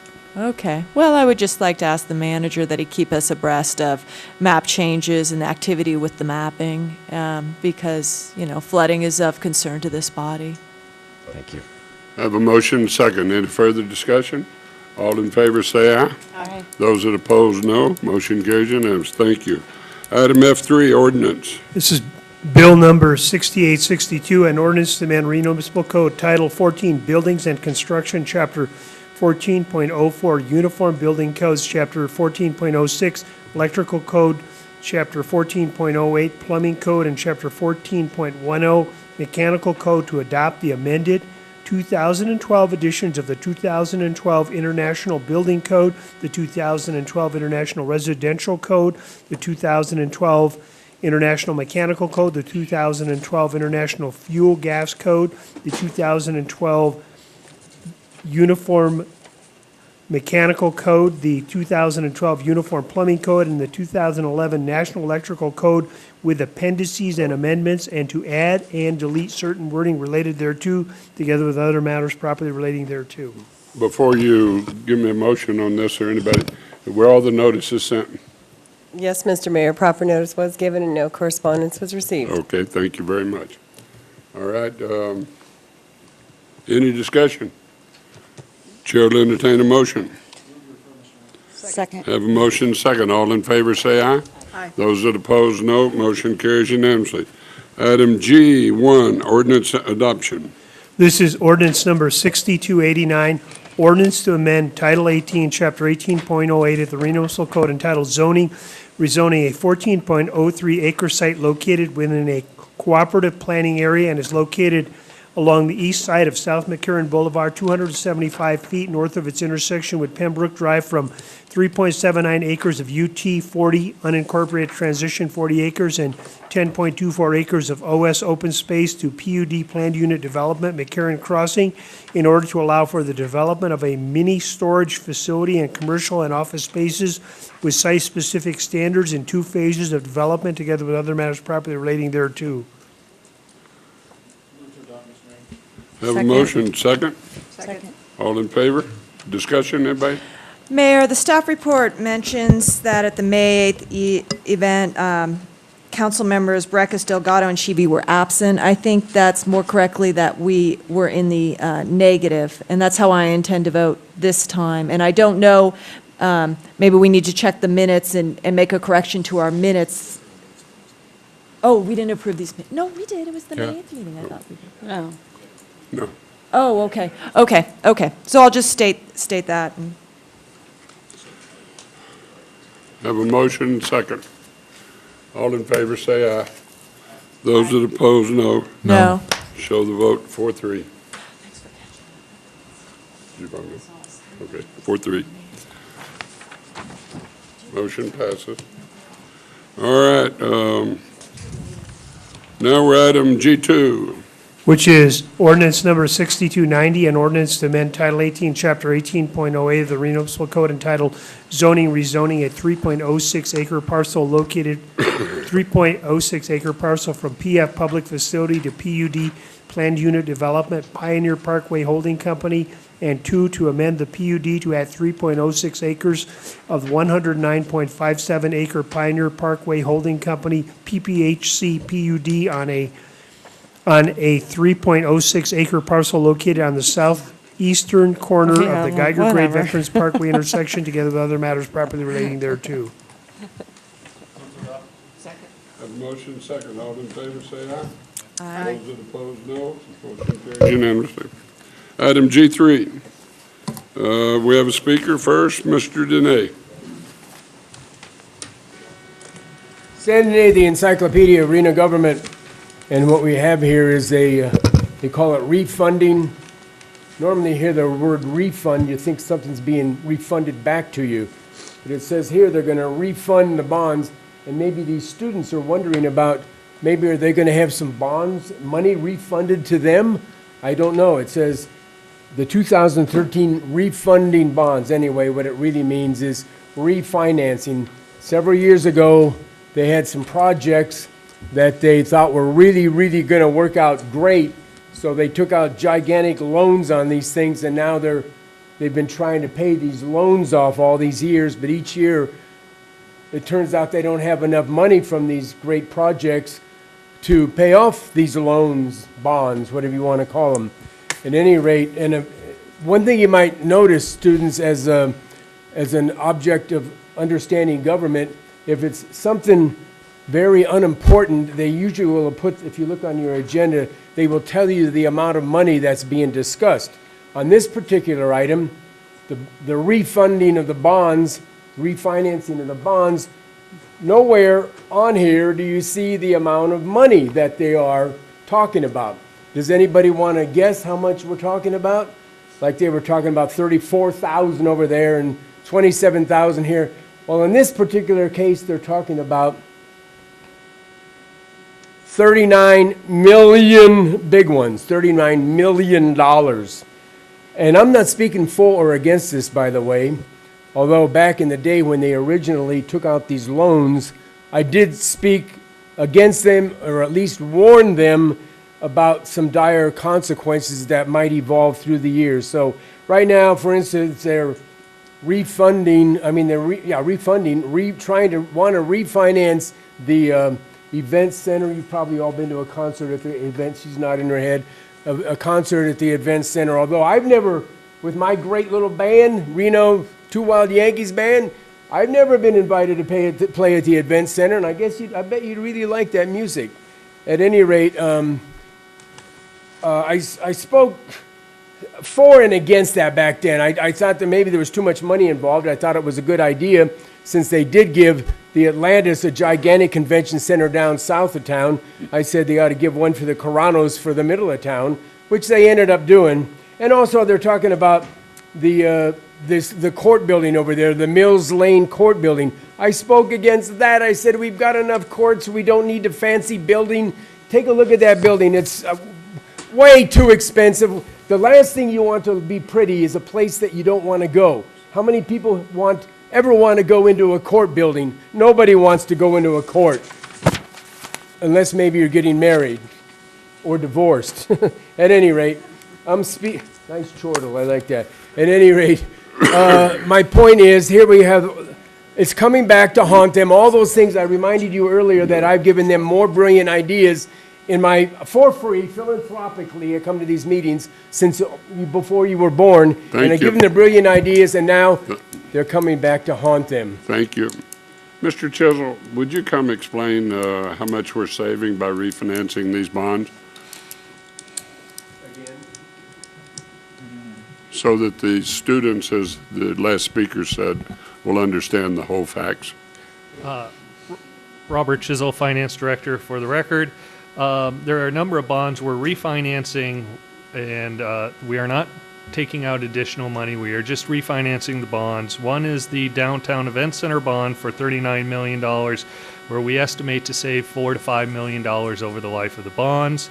Another is the 2009 Medium Street bonds for $31 million, and we're estimating to save approximately $1 million over the life of the bonds. And then there is the 2004 building bonds. The amount saved is not much, but because we're in the process of issuing these other bonds, we felt it was prudent to save the money, and it was approximately $73,000. All these are approximate amounts. Until we actually sell the bond on the open market, we don't know what the savings actually will be. But it is important for us with these low interest rates that are out there in the market to take advantage of it as we can. So, right. Thank you very much. Mr. Chisel, when we started down this path some time ago, we said we were going to save $450,000 a year on refinancing these bonds. Now, that $450,000, are we still saving that when you count into effect the fact that we're adding in another $925,000? Robert Chisel, the $900,000 is a separate funding source from the fire station project, which will be coming from the development as they develop the property and have the impact fees. So, yes, there will be saving, because even if I didn't have that money coming in, $400,000 a year would quickly save $900,000 in 2 years. We're probably going to restructure the bonds to take advantage of the short-term interest rates, and so have a little more savings up front. And so we'll probably we're looking at saving probably $900,000 in the first year alone. Then why can't we just save that $900,000 and put that into the fire station, cash in, and not have to float a bond for the fire station? Well, it's, there's a number of issues going on. One, the budget, the way it is structured, that savings is built into the budget. Second item, there is dedicated revenue that only can be used to pay for the fire station. The land that we're going to sell, the impact fees that we're going to collect. So, it becomes, easier to do it this way and tie it directly to the fire station relocation, or not the fire station relocation loan, but tie the bond to the fire station impact fees and the fire station land. And to be honest, we don't have the money in the budget, as you went through yesterday, to be able to take another $900,000 out of the general fund. And I know I asked this yesterday, but let me ask you, this $925,000 for this fire station, and I don't dispute the need. I mean, we have 30,000 people down there, not a fire station. But what's the cost of this going to be when it's all said and done after 10 years? What is the payment schedule showing? I mean, how much are we paying for this $925,000? Well, we are figuring the interest rates will probably be about 3 to 4%, and depending on how fast we can, if it goes for the full 10 years, your interest cost will be about $100,000. However, we're hoping we'll be able to pay it off earlier if we are able to sell the land and or get those impact fees coming in earlier. And what's today's step? It's not an ordinance introduction. What sort of it's an ordinance adoption. It's an ordinance adoption. Well, I'm having a hard time with this. I've had a hard time with this all along. I think our city's debt load is too high, and I don't think that we have made the necessary steps in the last year to really look for new revenue options. I'm talking particularly about rethinking how we fund transportation in our community, looking at RTC money to take over some of what we do now so that can free up our ability to put our general fund dollars elsewhere. So I'm not going to support this today. Mr. Mayor, just in way of reference, and certainly you spoke to it, this is something we've been working on for quite a long time, not just since the dissolution of the contract for shared services that we had with the county. We actually began putting the working components of this fire station into place, 7 or 8 years ago. That's right. And we do have the need out there. We're renting space now that is suitable but not long-term. And we're seeing the development begin to return, so we'll see additional homes out there. And I would move for adoption on this. Okay, I have a motion. Second. I'll second that, and with some similar comments, Mr. Mayor. I think it's important, I know Councilwoman Breckus said that we don't have a fire station out there. We do have a fire station out there. And we're paying monthly for that fire station out there. And by building this fire station, we save that money that is going to pay rent at that fire station that would help cover the bond payments on this $900,000 shortfall that we have. So I think it's important to note that we're borrowing $900,000 of a $3.1 million facility because we have a $900,000 shortfall, but we've got revenue, we've got dollars that we're paying in rent right now that'll cover that shortfall. And I recognize all that. I mean, if you're going to bond something or borrow money for something, a fire station is absolutely what you borrow it for. But this is loaded on top of some bonding that we have, and I just, our debt has been so high, and I'm at a point where I feel I cannot take on more. That's right. Unless I see fundamental thinking and changing about how we finance, and we haven't really, we're trying to do within the confines, and it's time to break through the thinking, somewhat like the former Congress member was thinking, time for new thinking. So anyway, Well, that's how I think our staff's to be commended, because I think what y'all have done going out and negotiating these refinancing of these bonds, freeing up the money and saving it, and we're able to go in and build this. We get $3.5 million worth of donated land and construction cost on this thing, so it's a lot more than that. It's about a $7 million package, so I think staff's to be commended on the outstanding work.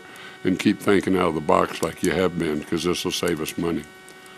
Anyway, I have a motion on the floor and a second. All in favor, say it. Huh? No, this is not the ordinance. The ordinance is 3-1, or 3-2. This is the staff report. Okay.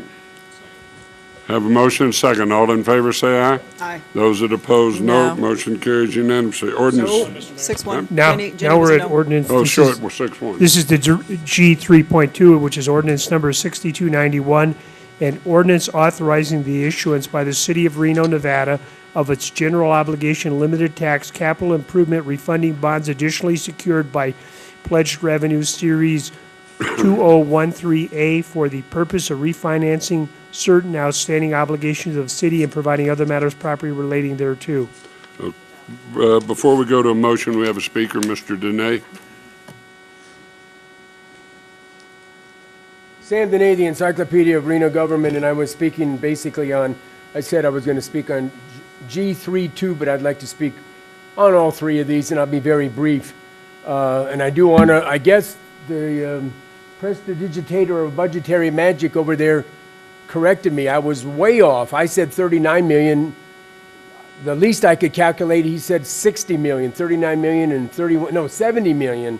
So it's a lot more than even what I said before at 39 million, the amount of refinancing going on.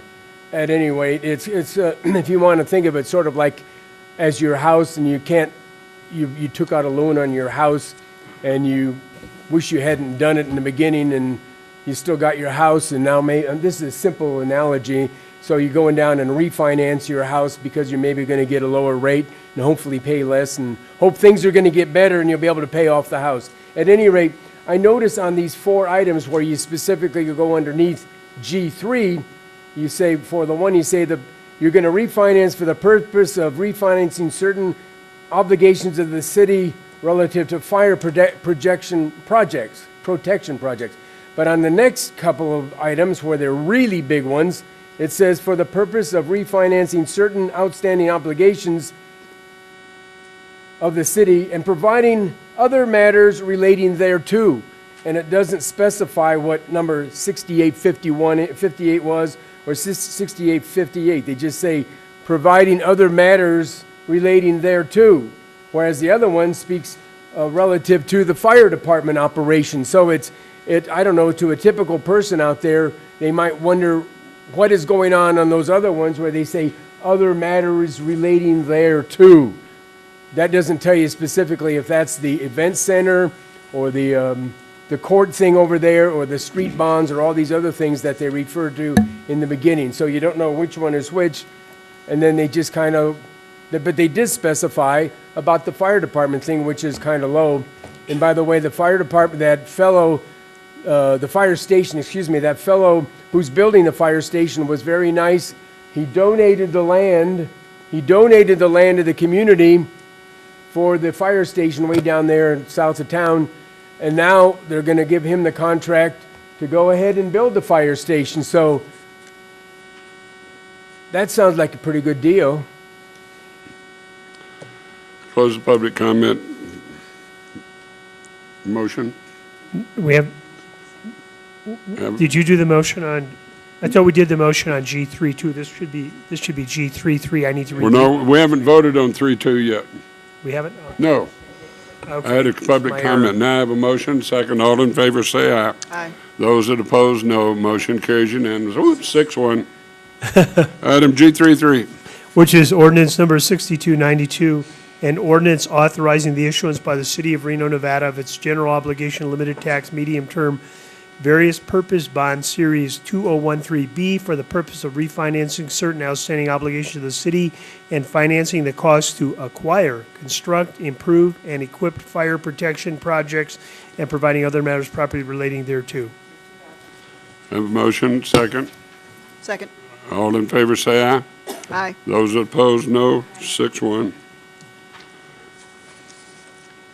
Item G34, ordinance are adopted. Which is ordinance number 6293, ordinance authorizing the issuance by the city of Reno, Nevada of its general obligation limited tax building refunding bonds additionally secured by pledged revenue series 2013C for the purpose of refinancing certain outstanding obligations of the city and providing other matters properly relating thereto. Have a motion, second. All in favor, say aye. Aye. Those that oppose, no. Motion 6-1. Item G4. Which is ordinance number 6294, ordinance amending Reno Municipal Code Title 10 entitled Health and Sanitation, Chapter 10.08 entitled Accumulation and Disposal of Solid Waste by repealing Reno Municipal Code Section 10.08.060 entitled Solid Waste and Recyclable Materials Cans, amending Reno Municipal Code Section 10.08.070 entitled Dumpster Requirements and Public Rights-of-Way and providing other matters properly relating thereto. Second. Have a motion, second. All in favor, say aye. Aye. Those that oppose, no. Motion carries unanimously. Resolutions, H1. Resolution number 7861, resolution granting Community Pride Grant funds from the Ward 2 Central Neighborhood Advisory Board to Controlled Burn to present the Compression, Art, and Fire event on the City Plaza as part of Art Town in the amount of $1,000. Have a motion, second. All in favor, say aye. Aye. Those that oppose, no. Motion carries unanimously. H2. Resolution number 7862, resolution granting Community Pride Grant funds from the Ward 2 South Neighborhood Advisory Board in the amount of $1,500, Ward 2 Central Neighborhood Advisory Board in the amount of $1,500, Ward 5 Northwest Neighborhood Advisory Board in the amount of $2,000, and the Ward 5 Old Northwest Neighborhood Advisory Board in the amount of $1,500 to the International Church Fellowship Youth Empowered to Succeed YES program to provide activities and resources at local schools for at-risk students in the total amount of $6,500. Move to adopt. Have a motion, second. All in favor, say aye. Those that oppose, no. Motion carries unanimously. Item H3. Resolution number 7863, resolution granting Community Pride Grant funds from the Ward 5 Northwest Neighborhood Advisory Board to Truckee Meadows Tomorrow to sponsor a civic engagement indicator in their Community Indicators program to enhance citizen engagement in the amount of $1,000. Move to adopt. Have a motion, second. All in favor, say aye.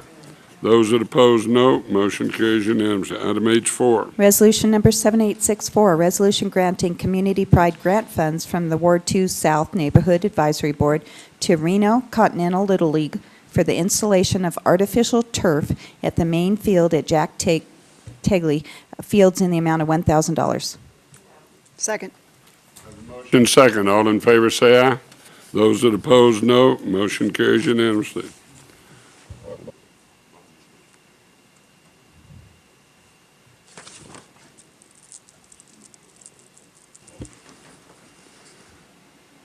H5 resolution is resolution number 7865, resolution donating Reno Access Advisory Committee funds to the Down Syndrome Network of Northern Nevada to defray expenses associated with bringing the I Can Shine recreation training program to Reno to teach people with various disabilities how to ride a bike in the amount of $2,500.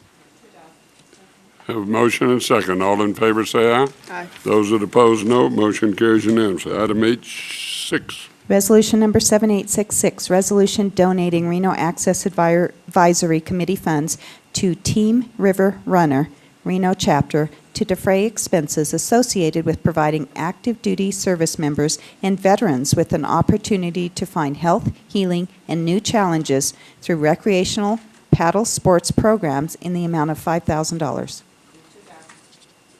Have a motion and second. All in favor, say aye.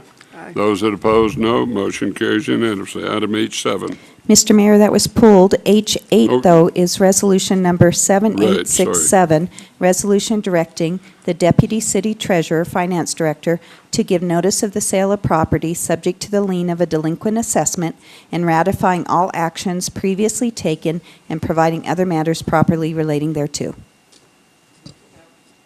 Have a motion, second. All in favor, say aye. Aye. Those that oppose, no. Motion carries unanimously.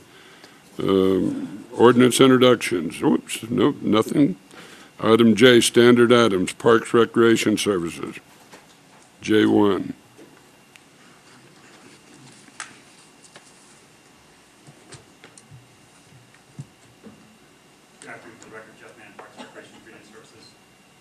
before you today is adoption of the 2010 Americans with Disabilities Act transition plan for parks and recreation facilities. This is a required component based on 2010 changes to the ADA legislation and new 2010 guidelines which specifically affect parks and recreation agencies. This is a program that staff has been working on for the past 18 months with assistance from Recreation Accessibility Consultants, which is a nationally recognized consulting agency for recreation accessibility. With me here is John McGovern, and I'll introduce him for a brief overview of the program. Thanks, Jeff. My name is John McGovern. I'm the president of Recreation Accessibility Consultants, and we enjoyed the opportunity to work with staff to help the city come up to speed on meeting its ADA compliance requirements, in particular with regard to parks and recreation sites. The Americans with Disabilities Act is a very broad civil rights law, but it does have some specific application to existing parks and recreation facilities, and by existing I mean those that were constructed before the 2010 standards became effective. That was the first time the federal government ever told us exactly what an accessible playground or an accessible sports field, an accessible golf course, or an accessible swimming pool was supposed to look like.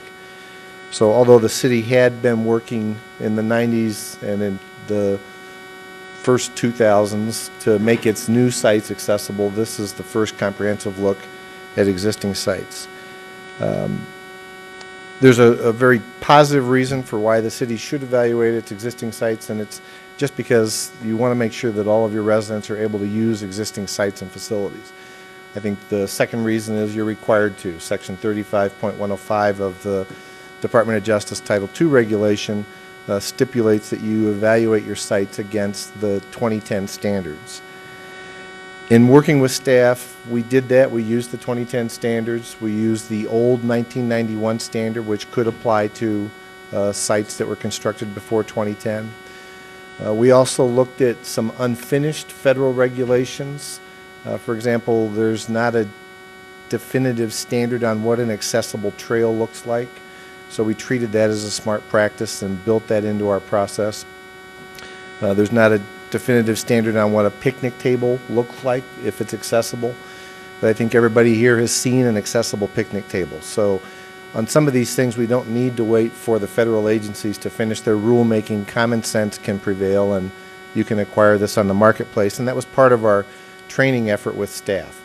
That was the principal thrust of our work, was to train staff by going out and doing a handful of example site audits, if you will, show the city staff how to use our checklist, how to use our process, and then turn them loose on the sites. We did evaluate their work in the form of the site reports and made suggested corrections, but I have to commend the city staff for the way they approached this.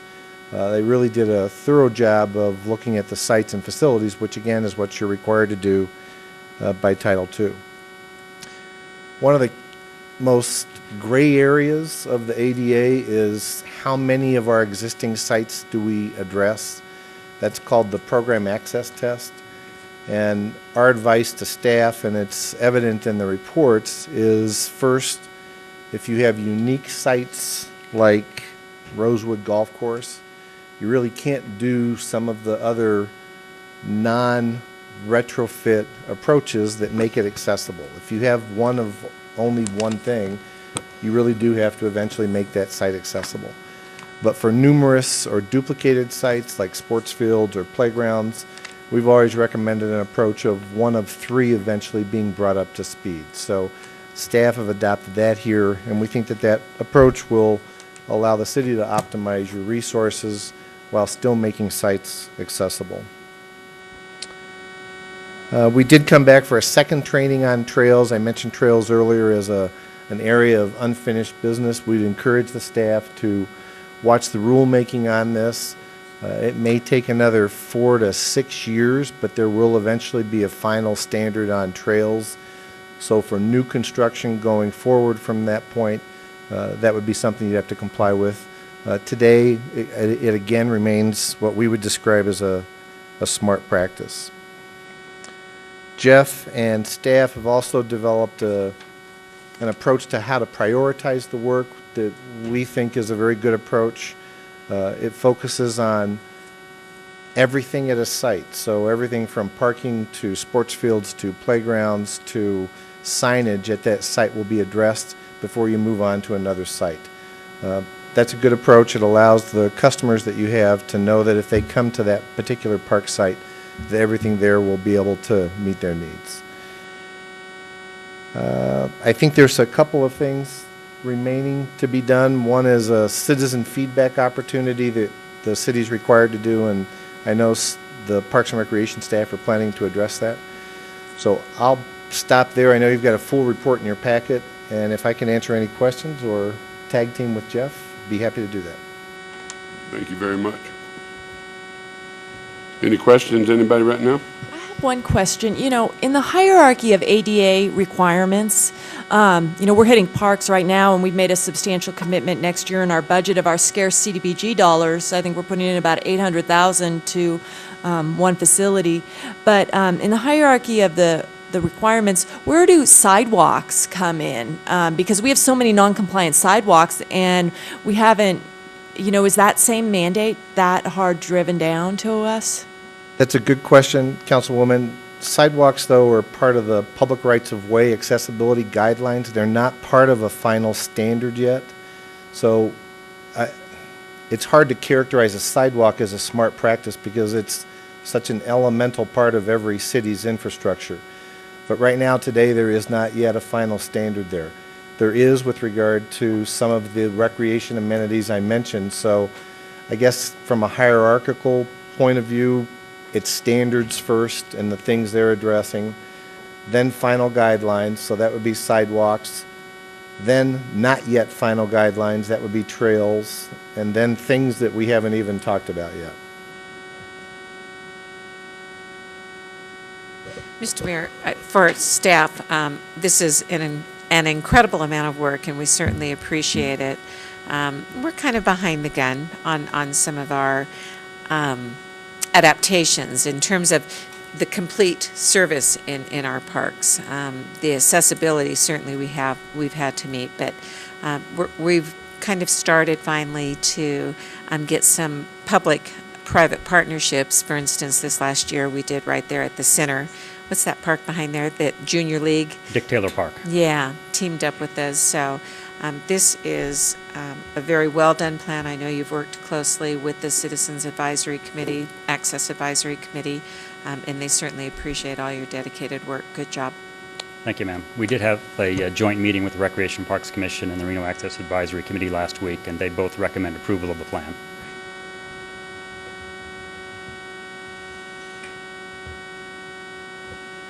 Any other questions?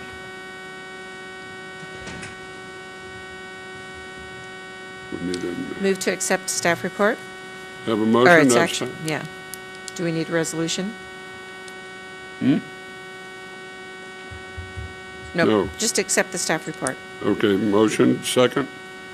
All in favor, say aye. Aye. Those that oppose, no. Thank you very much. Thank you. Keep up the good work. Item J2, update on graffiti.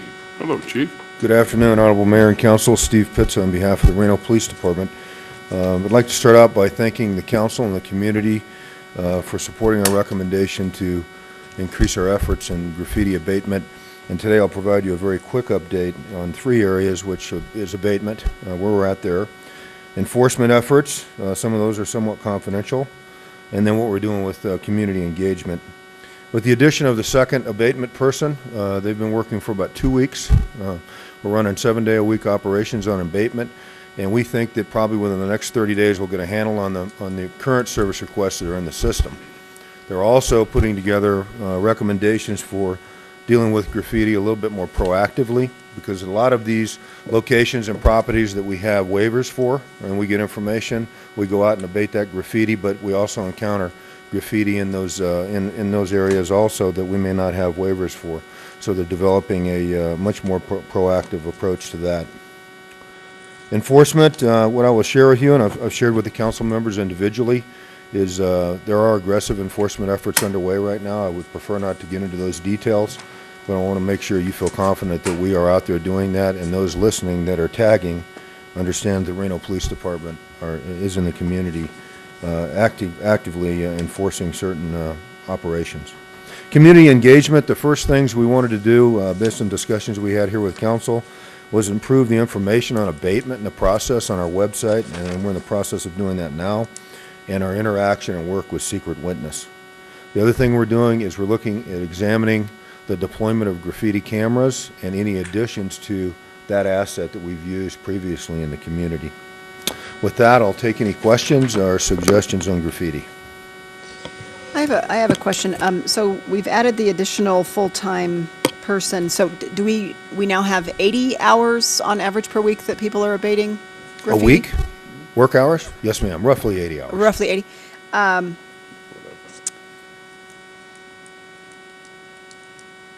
right. I had another question. I just lost it. Can I add one more thing, Honorable Yes, Mayor? sir.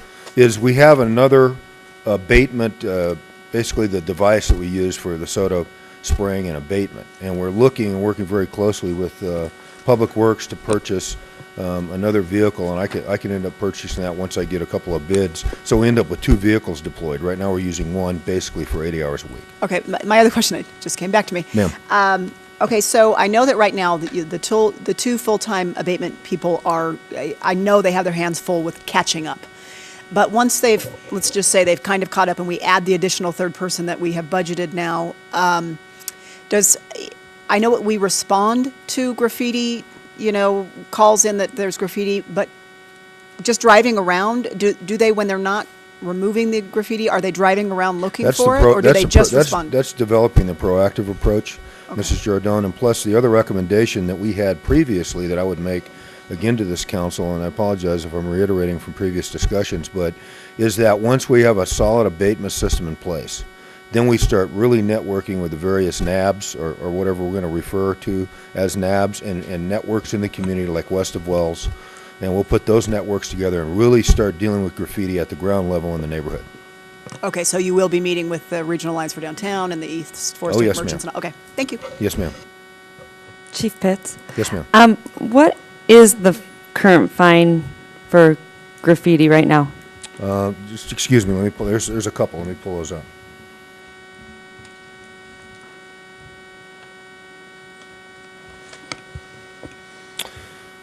Thank you. The damage less than $250 is considered a misdemeanor. $250 to $5,000 is a gross misdemeanor. Any damage over $5,000 is a Class E felony. Mm-hmm. So what are those fines related? I mean, so first offense obviously sounds pretty minimal. It depends. Let me kind of put it into context. We had a prolific tagger here about 5 years ago. Ran an extensive surveillance operation on taggers in general and rolled this guy up, arrested him, and we connected him with the OA2 you recommended in the budget. Obviously, they track all the taggers, and it'll be nice to have that person back in our system working with us. We were able to connect this individual to several events that were for hundreds of thousands of dollars in our community. And he got tapped out pretty hard by the local court. So okay. We won't just look at one event and say, hey, it's less than 500. If we have a tagger that's prolific, like this crew we're looking at right now, Outlaws, you've all basically talked to me about them, and believe me, we're working hard on them. We will track tagger graffiti attached to that crew, and then if we make arrests, we will. I mean, it's definitely over a felony right now with those folks. So if that makes sense, ma'am. Just because in public comment we had a lot of people mention that the fines should be much stricter, and that's something that we can control, or no? No? So we can't dictate what the fine is? No. State law? Okay. All right. And right now, what do you think the amount of graffiti, I think, I've asked you this, but related to gangs versus just regular I would say I haven't looked at the numbers specifically tagger versus gang in the last couple of weeks, but it's about 80% tagger. What we see with gangs is as we go into the summer, all right, you'll see them in certain geography start to tag, to claim geography, right? We've had some recent tagging, some kind of hate cops tagging. We haven't really attached that to taggers or gang yet, but we'll see an increase in gang tagging probably here in the next 3 or 4 months, just because of the season we're going into. But I'd say it's probably less than 20%. Okay. Yes, All ma'am. right, thank you. Yes, ma'am. I have one more question. With regards, you said about the surveillance cameras or the cameras to try to catch. Can you elaborate? And I know this is something that's in the works. Can you tell me kind of if this is a pilot program that's you're employing here? Have you seen it done elsewhere, and what kind of results? In the interest of some sensitive nature with respect to those things, ma'am, with your permission, I'd like to be able to say that we already have cameras deployed, and we use them from a variety of mediums, meaning basically for different things. And we're looking at increasing that and how we want to do that. And with your permission, ma'am, I'd like to meet probably in private and talk about that, because it's an operational issue. Absolutely. I Yes, don't want to compromise this effort, which is very important. The other thing I noticed on the calls to Reno Direct, it's a 1-2. It's either graffiti and vehicle abandonment. So can you talk to me a little bit about it's the folks that enforce tickets that deal with abandoned vehicles as well? Because in a couple of our wards, I've noticed that it has jumped, calls to Reno Direct has jumped above graffiti. So that's an issue that needs to be, I'm just curious, how do the officers go about dealing with abandoned vehicles? What we'll do with, that's basically blight in neighborhoods, obviously, and we'll take those Reno Direct reports or service requests that are generated from Reno Direct daily, and we will send those to different assets in the organization or across the city departments. If it's parks, we'll work directly with Julie's people. If it's public works, we'll work with them. If it's graffiti or if it's abandoned vehicles or other blight in the neighborhood. And so we've, in the last couple of 3 or 4 years, Mrs. Jordan, we've put together more of a comprehensive kind of collaboration on dealing with that stuff. I know it may be up in some cases or it fluctuates, but I got to tell you, the rest of the city departments in the last 3 or 4 years have really stood, elbow to elbow with us. If it's code, if it's public works, if it's parks, and those are just a couple of examples in dealing with those service requests. So we'll deploy those depending on maybe a little bit more of an analysis than just, this is an abandoned vehicle, we have an increase in graffiti in a certain area. So we'll actually analyze some of that stuff. Yes, ma'am. Mr. Mayor, members of the council, I'm hearing a lot. I've learned a lot in the last 3-4 months about graffiti, and it's a very complex urban issue. And we're talking a lot about abatement. We've committed resources. We're talking enforcement.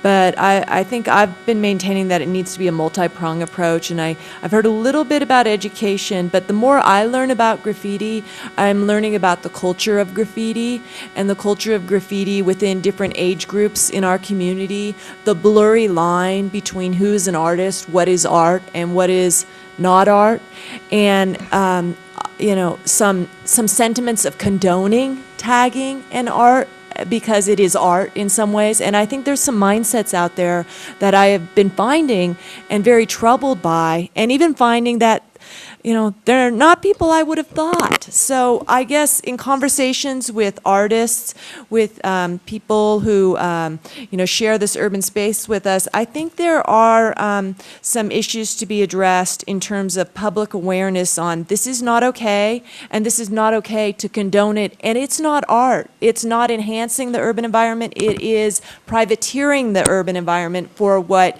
maybe you think is good. And so I've had a number of conversations with people. People have reached out to me, and I think that it is time, and it's funny because our next item is to talk about public participation and involvement, and we're rethinking that. I am supportive of kind of task force, which have a set purpose and a set termination date and a desired product. And I do believe that it's time that we talk about maybe asking members of the community who have something to offer. One thing that's come up is another number of private property owners and communities have mural programs. We haven't been talking too much about that. I think we need to hear about this culture of graffiti too, and how to stop it in the next generation from it being the cool it thing. As a mom of a 12-year-old, there's got to be an age where this starts to kick in, and we need to work to send that down. So I would like to ask the council if they would be willing to, maybe next time, have an agenda item to talk about forming a citizens committee with a specific purpose, a specific product, and a specific expiration date to help us on this other prong of this complex issue. When we bring up future agenda items, we can put that on there if you want to. Okay, anything else for the chief? No, sir, thank you. Thank you Mayor, if very I could just much. add something to Excuse me. Chief. Yes, sir. No worries.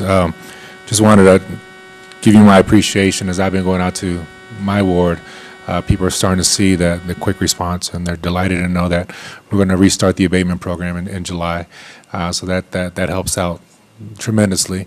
And as Jenny was just pointing out, in terms of community outreach, I've been doing my part to really get out there and tell people to call Reno Direct or take it upon themselves to go out and clean up the graffiti. But again, I appreciate your work and your outreach, and thanks.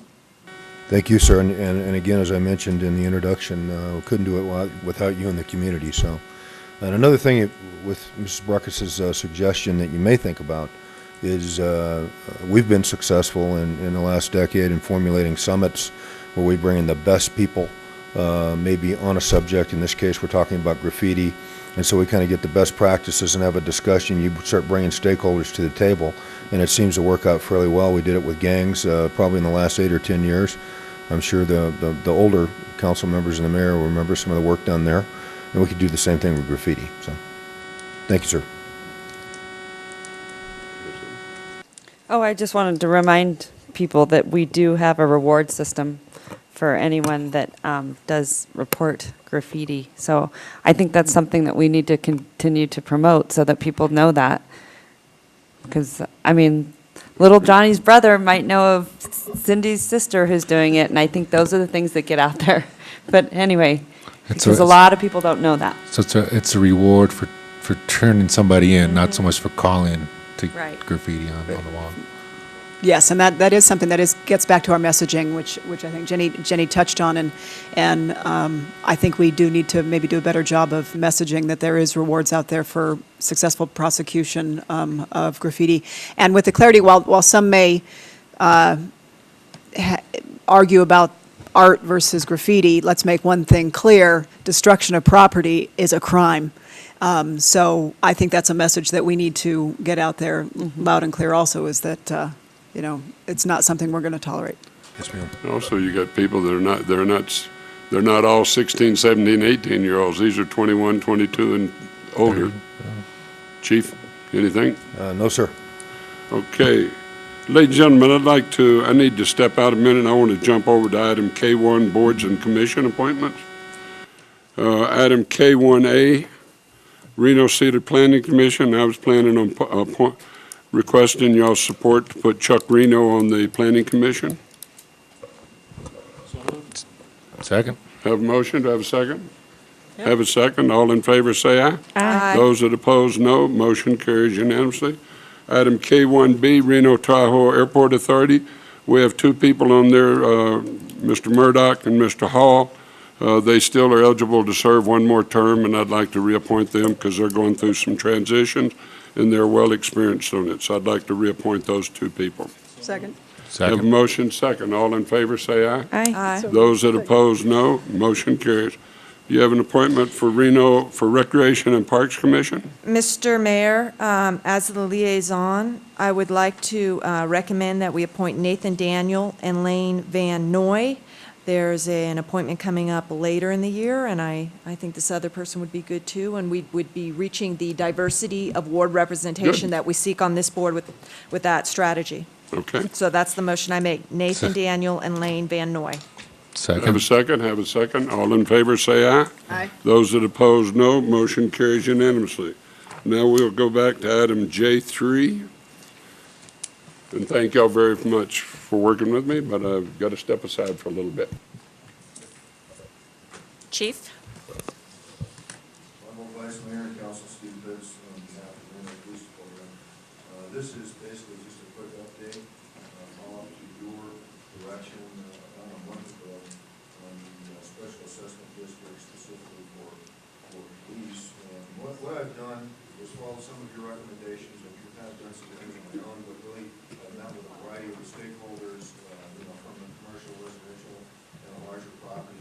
discussed different options and what I could come back to this obviously this body and make some recommendations. You could give me further direction. But really right now, what I'm hearing from those folks, the stakeholders, is let's form a subcommittee that reports to the police tax district, which meets with high frequency and reports to this council. Within that subcommittee would be to appoint a strong chairperson. I have a few in mind. I obviously won't share those specifically today. I'll talk to Mr. Klinger about that, or any interested council people. And then even consider, I spoke to Andrew about this and kind of got his permission, and with a couple of the people I talked to, the stakeholders, was to bring in a facilitator to assist in facilitating this subcommittee, the process, and the reports to the police tax district and then the council. And then, of course, ensuring that we create a target window, much as Mrs. Breckus had talked about previously with respect to graffiti, and those reports would begin probably in July and in through December, where we could provide the council with probably the most frequent and up-to-date recommendations on what to do with the police SAD. So with that, I would ask any questions. Do you have recommendations? Do you feel that this would be a strong way to move forward with the Police Special Assessment District? And with that, I'll open up for any questions or suggestions. Well, thank you, Chief. Yes, ma'am. Monday, city manager and I and some public works staff walked with the downtown maintenance assessment Yes, ma'am. district. And there is some overlap, and I think some of them wanted to maybe combine in this committee. Isn't that what you recall hearing? So, maybe we advertised from, I can't remember the geographic overreach, but there may be, it's almost coterminous, right? Yeah. So maybe it's looking at the whole picture. I am not going to stop on my issue that we need a plan for downtown that is comprehensive in terms of where we're investing those few tax dollars we have and in what tourism facilities and how we assess properties. I think we need an overall downtown plan. But I think starting a subcommittee on these two narrow components of our downtown success efforts is a good one. But I did hear that from the maintenance folks too. Anyone else have comments? We'd advertise and we would appoint the subcommittee here at this body, at this level.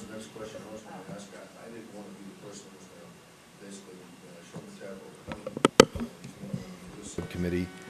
Would you like for me to bring some names back through the city manager, or would you like me to come back? I'd like to get this going obviously with your approval. Sure, yeah, and you're looking for some direction from us. Yes, ma'am. I would say that would be a good way to go about it, and I know you already would look at the people who have the most invested at both extreme ends. For instance, one of the gaming properties or full representation from the gaming properties to someone like Roberta Ross, who's Yes. spoken to us on this issue multiple times. And I know that you would do that anyway, but I think that you're closest to it, and it would make sense for you to bring us a list. Yes, ma'am.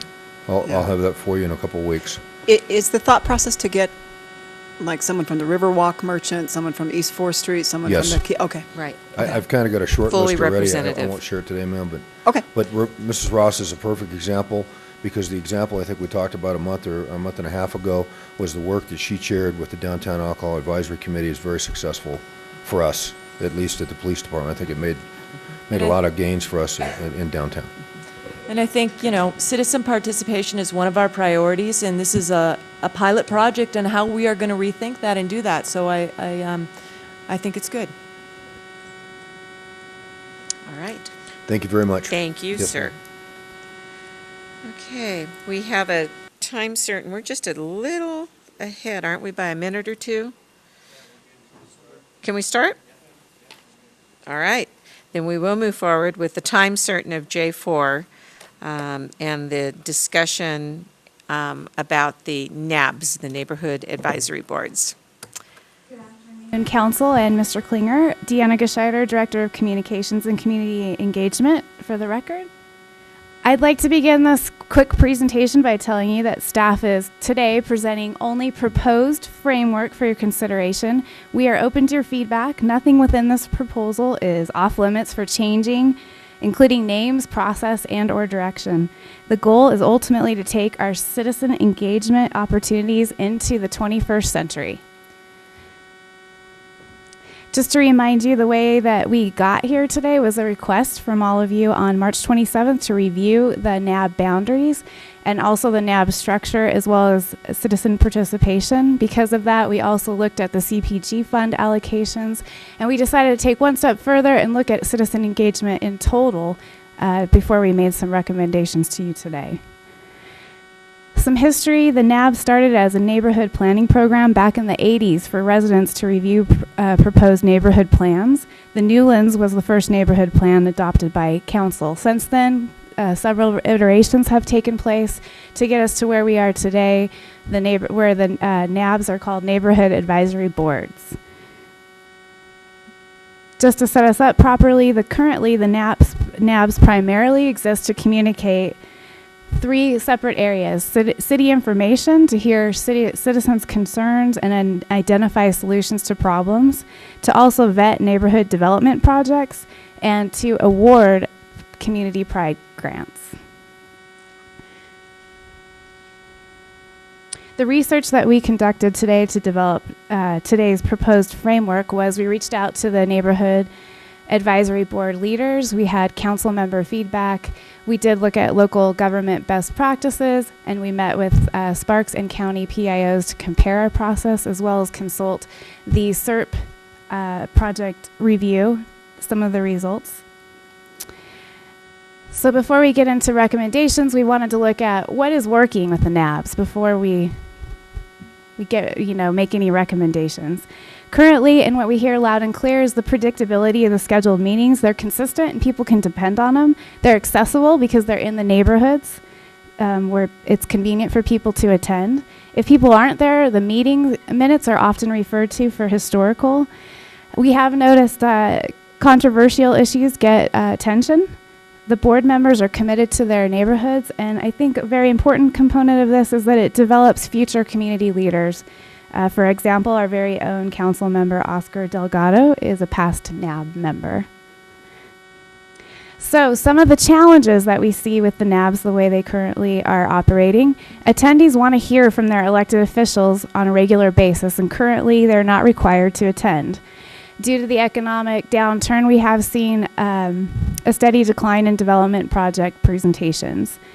Because of that, attendance probably has also decreased. And just to give you a quick summary, in 2012, we had 80 meetings, 26 were canceled, and 21 had 0 attendance, for a total of 58%. Hang on, did you say 80 meetings? 80 total scheduled meetings. Thank you. And 21 were canceled, or 26 were canceled, and 21 had 0 attendance. Currently, 2 of the 8 NABs do not have, or only 2 of the 8 NABs have a full board. The formal meeting structure under open meeting law restricts spontaneous and open forum. Some of the boundaries make it difficult because they're not as neighborhood focused, which is one of the directives why we were looking at NABs and the boundaries and the way they were set up. And some of the feedback that we've received is that there's a lack of awareness. Some have said that traditional advertising to promote may help awareness of when these are taking place and what they will be discussing. This slide is set up to show you quickly, currently, how the city communicates with its citizens. And the proposed column shows quickly the framework that I'm going to present to you. The important thing I'd like you to take away is that, or from the slide, is that we are looking to add engagement opportunities, not take them away. So because I was asked to continue at the last council meeting, we decided as staff not to sit on our thumbs and to initiate a meeting with our NAB leaders to begin the process of brainstorming solutions. At this May 15th workshop, we looked for specific ideas and solution-motivated ideas to be able to present you some sort of transition plan today. NAB leaders want to stay involved. They want to keep the NAB meetings going on a bi-monthly basis through at least December 2013. We would recommend consolidating the NABs on some level for what we were referring to as a super NAB, name to be determined. We would open this up to either appointed NAB members or open it up to all of the leaders. The idea here is that as we look to vet our new community engagement program, we would rather do it as a consolidated group rather than bifurcated between the different meetings. We think we'll be more successful if everyone has that interaction through this consolidated task force, whatever we determine the name would be. This would be a one-year pilot program, and we would follow open meeting law for those meetings. We would have them every third Wednesday at 6 p.m. in council chambers, and then we would propose that staff would come back to the council in 6 months, December 2013, to report on the progress of this task force and what the recommendations would be. So while we recognize that there is some duplicity between NABS and this consolidated idea, because it's so important to our leaders and we want to keep them involved and activated in the process, we are recommending that that could be a good solution for us to continue till December 2013, but also move forward with some of these ideas so that we're not so that we're continuing to move forward. So that is sort of the transition plan. To take you back to the original proposal, we did discuss town hall meetings as an opportunity to go to more ward-specific and at-large, regularly scheduled informal meetings hosted by city and city council members. We would be prepared to begin these ward-specific town meetings in October. We would hold these locations within the ward. We would intend to do a public awareness campaign to educate our citizens about all of the engagement opportunities and highlight the town hall meeting locations, times, and dates and routes of the meetings. At the workshop, we did hear some additional feedback. They asked us to consider doing a tele-town hall meeting in conjunction with this town hall concept, and I wanted to be sure to address their concern, and we would propose that key staff would be in attendance to address questions, problem solving, and complete follow-up work.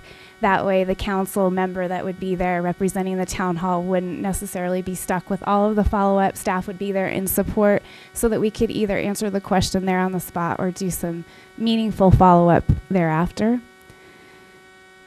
In addition to those meetings, we also would propose that we move to doing hot topic meetings. These trending issues would be identified through Reno Direct, yourselves, liaisons, this task force that we're discussing, citizens posts through our online engagement tool, and issues brought forward at public comment, as well as planning commission meetings. These would be single-focused hot topic meetings. Example topics would range from things like baseball or Keystone Canyon. The advantage to this concept is that we could schedule these meetings as needed, react quickly to concerns, and engage with citizens rather than have to wait 3 weeks until a meeting is scheduled, following the current NAB process. This allows for more flexibility to be responsive in a timely manner. We'd hold these meetings here at City Hall, allowing them to also be televised and live streamed for those who can't make it. And that we believe that this format would allow for a more comprehensive evaluation from the community rather than just a neighborhood-specific issue. If you can't make the meeting nowadays, you can engage online at your convenience. In conjunction with that May 15th workshop, we went ahead and soft launched the thinkreno.org online engagement tool. We allowed people to either comment on this engagement process at the meeting or via our online tool. Just to give you an idea of what the tool looks like, the first page is where we have general ideas. This is generating free-flowing ideas. The question is very broad. Help improve your city of Reno. The suggestion that we've received today through this tool is that they would like an online citizens report to be able to report online citizens in town or problems with graffiti, trash, etc. So just to give you an idea that it is working, even though it's been soft launched, we are getting feedback already. Under the project tab within this tool, it allows you to showcase some different ways of engaging. The current suggestion for NABS is that the comment that we received was that sometimes NAB participation is self-serving special interests. That was just a comment that we received. The next part of the online tool is that it takes that broad category of citizen engagement, it breaks down discussions. So for instance, this is specifically about neighborhood involvement. And some of the comments that we've received today is that emails to mayor and council currently do get response. And another suggestion was that we create a wizard to help citizens migrate their way online to provide meaningful input and getting the information to the correct person. So I think I'm trying to show you that we're getting valuable feedback already. Another part of the tool is that we're able to add initiate surveys. This gives us quantitative data through polls and surveys. Additionally, we can host single topic forums to gather specific feedback to one idea, and again, citizens can vote on ideas and/or comments. As relates to development specifically, we can feature topics that help us vet controversial questions and again allow citizens to vote. Within the Community Development Project web pages of reno.gov, we'll also feature a link to this tool, allowing people to interact with us and give feedback on controversial topics. Plus, we will attach all the development information within this page, allowing for citizens to easily find all related information to help them form educated opinions. An example today on the project topic is should bars in mixed commercial residential neighborhood be able to stay open past 11 p.m. This is at this point just an example, but we would see fit to start using this tool with our partners in community development. And lastly, the last part of the tool, the leaderboard shows us the top 5 most active users. The score represents people's ideas, comments, and votes, all summarized into one. So an activist could be an activist via this online tool as well in the areas of most active, most popular, and most innovative. And just to be clear, because I don't know that I properly set this up, you do have to register. You can't give feedback anonymously, and we did work with the city attorney office to properly set up the framework, allowing us to delete comments that are not within context or out of line. So we do have some control over that, but otherwise we would allow free-flowing ideas within the tool. So taking us to community development, which seems to be a major hot button with the NAB leadership, OCCE will continue to partner closely with the Community Development Department. In addition to NRS public notice requirements, we'll capitalize on the web pages, hot topic meetings to vet controversial topics while simultaneously featuring the same hot topic within the new online tool, giving citizens multiple ways to have productive interaction. So to help clearly explain that, this is the slide that shows you what we're doing and what is required by code today. So newspaper, postcard, on-site posting, and advisory board notice. Beyond the requirement, community development also lets people sign up for the development review memorandum, and the website and emails and appointments are beyond the required. This is an example of the DRM that you would receive, so anyone can sign up for this, and we have encouraged all of our NAB leaders to get on the distribution. And then this is where we would extend the opportunities, where we would also offer online applications, online engagement tool, hot topic meetings, and citizen database, HOAs, etc. could receive the DRM. My counterpart, Fred, is here to answer any questions about that afterwards if you'd like to get more into that. Another important part of community engagement, grassroots outreach.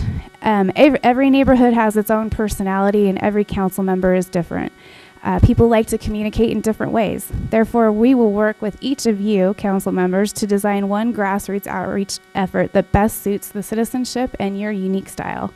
For example, Councilman Delgado is visiting schools, while Councilwoman Jenny Breckus is busy visiting her ward's HOAs, and Councilwoman Zadra enjoys hosting walks around Virginia Lake and or talking at coffee neighborhood shops. We'll continue to work with you on those grassroots efforts to get you out there and get our citizens engaged with each of you. Our City of Reno liaisons would work individually with each of the council members to make sure that happens.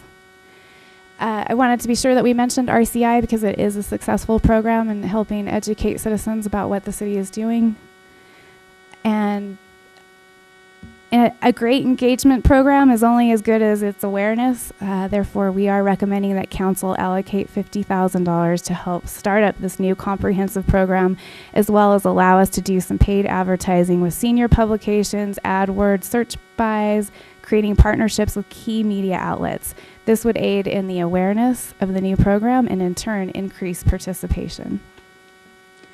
As we've worked through this process, we had various discussions, and some other ideas we'd like to incorporate into the program that came up was to create an online toolkit to help citizens start organic neighborhood groups. City staff would provide support to organic groups like the West of Wells and Midtown to help get started. Possible new groups could include Oliver, Montello, and University area, just for a couple examples. From the workshop, it was strongly suggested that we use our staff to facilitate the hot topic meetings and not hire outside consultants to facilitate.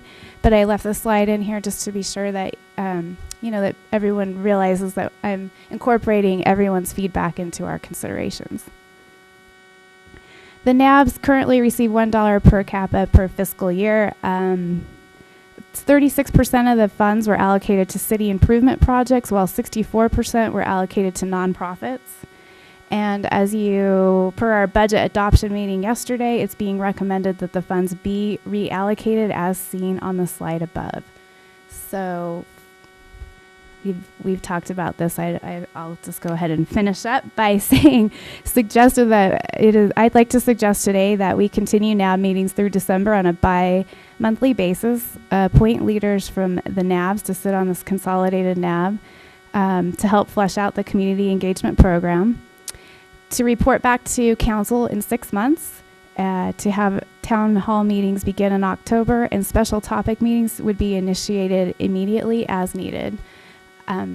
That's some framework for your consideration. I'm here to take direction, and I've got the team to answer questions if there's anything specific that you'd like to ask them as well. Great. Thank you, Deanna. There's a lot for us to evaluate, and you clearly stated this is just a beginning. I know there was some confusion that there were recommendations and firm action was going to be taken right now. And you've clarified that it's kind of a beginning model. And thank you for conducting that immediate meeting to give people a chance to talk in short notice. But we had a fairly good attendance, and Councilman Delgado and Shivi and I sat in and listened to those activities and those discussions. And I think you got some really good feedback, which you certainly included today. So thank you. We'll take public comment, and then we'll have our discussion. Ed Hawkins. No? Thank you. Robert Bowder. Come on up.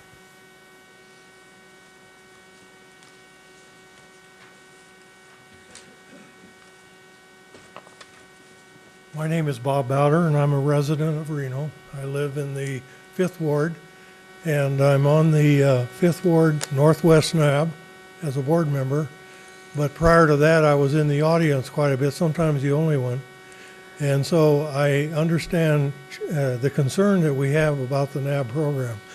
And I may be premature. Maybe I should be doing this 6 months from now when you're going to make a decision on the final results of the study. And I highly laud having a study made this way. But I want to just remind you that the Neighborhood Advisory Board is, I feel, rather unique to Reno. I've lived in a number of communities, large and small, from Chicago down to Murrieta, California. Nobody has an NAB. And you don't have a good way to communicate with your city leaders and your city planning department without having some kind of outreach to your neighborhoods. If you remember, NAB, the N stands for neighborhood. It's going to be very hard to get people in a particular neighborhood, let's say out where I live, which is Somerset, to come into town for meetings. It's much better to have a venue that is consistent, such as in the Northwest NAB, it's the McQueen Fire Station.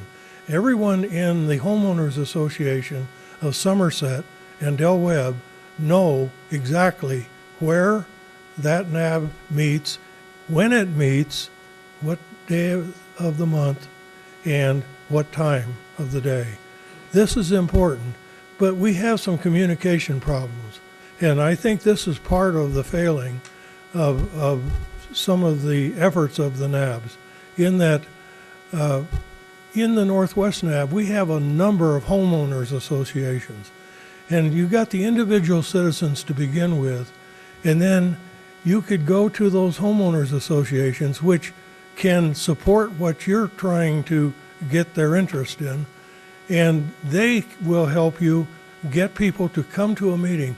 It's very important that they come and listen to zone changes, PUD changes, new developments in their particular area where they live. And so having a neighborhood advisory board, and I keep saying that because I want to retain that concept. The other ideas of town hall, in Del Webb, for instance, I doubt if we get many people coming downtown to a town hall meeting. It's difficult for them to travel. It's not difficult to get down to McQueen Fire Station. But very interesting, we also get presentations by the city, by RTC, as to what they're planning to do. And we got a lot of interest in a meeting that we had in January in our ward from RTC. So much interest that they came out to Del Webb. They have no bus service in Somerset. And so the 55 and older have to walk 2 miles to catch a bus. And so they're interested in knowing those concerns. And now they're going to work with that community. I see my time is up, so I don't want to. The only thing that I do want to say is there are a lot of good things about the NAB, and so communication is probably one of our biggest problems, and we can work on that. So let's not throw the baby out with the wash. Thank you for your comments. Ted Levater.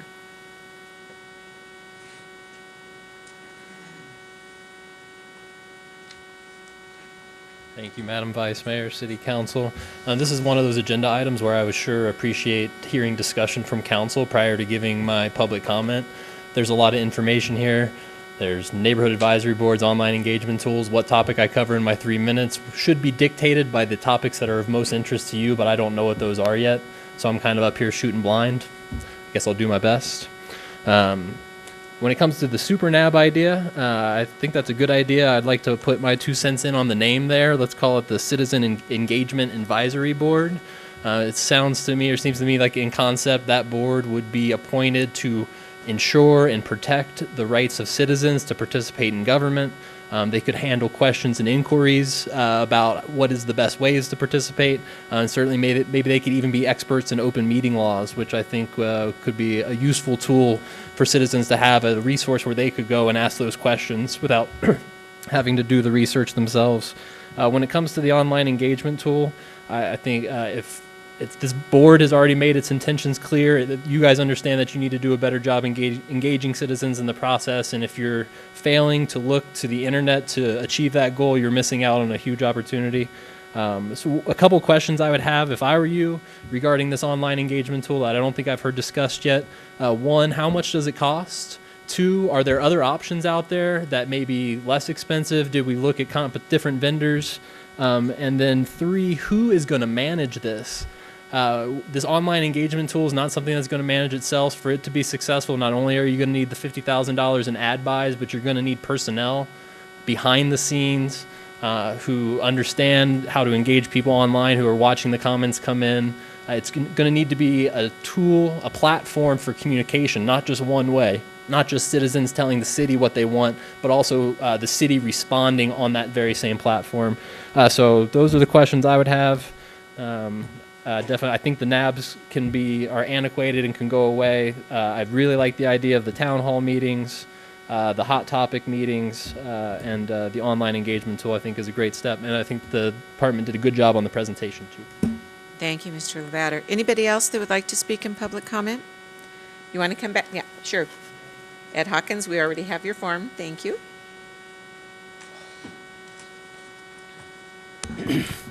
For the record, Ed Hawkins, Ward 4 Chair. Just want to say I've gone over the whole packet that Deanna's put out. Most of it's feasible if we go through the next 6 months in transitioning to it.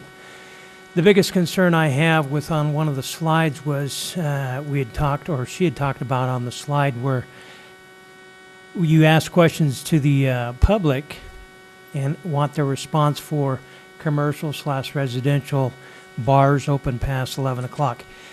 When you know you can't give them the answer they want, you can't put that online, okay? There's findings, and if those people meet their findings, if the people who vote against that, and you take those votes and tally them up, they're going to believe that their vote counts. Well, it really doesn't, okay? Because if those folks meet their findings, they're going to get what they want, whether it's a bar past 11 p.m.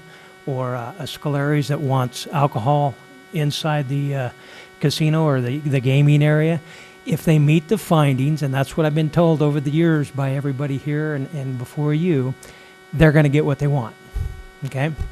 They meet the findings. So we can't put something online that we can't back up. That's my only thing in that whole presentation that I have aught with. We can't do that, because then you have citizens that don't want to take part in anything we do anymore because their voice really doesn't matter, okay? That's the only thing. The rest of the project looks great. She did an excellent job. I have to agree with the open forum, because there's times when I chair our meetings that I stray from open meeting law because I don't follow it right to the T. I allow people to go past their 3 minutes. Sorry about that. There's people out there that want to know specifics, and I allow them to talk to the developers or concerned parties so they can get a straight answer. So yes, I stray from that.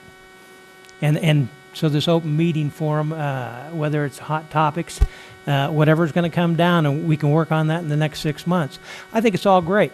We just have to hone everything down to where it's acceptable to everybody. Thank you. Thank you for your comments as well. Anybody else who would like to speak from the public? Okay, we'll bring it back to the council table. Council, discussion?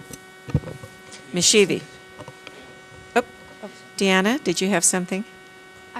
I was just going to address some of the questions. Sure. Town halls would be hosted in the wards, just to make sure that is clear. The online tool, we did look at 7 different options, and we also solicited Ted's input on which would be the best. So thank you for that publicly. The platform for communication to respond, I want to make sure you understand this is a prototype that we are attempting to build into our culture. It would not just be OCCE that would be participating in the answers. Community development would also be arm in arm with us and others.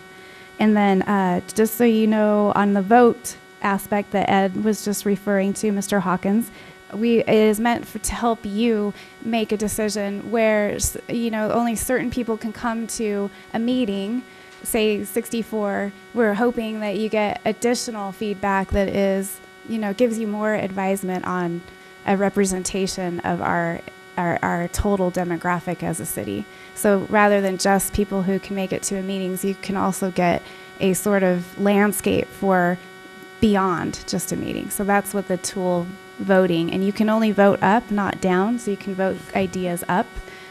So that's just some edification for your consideration.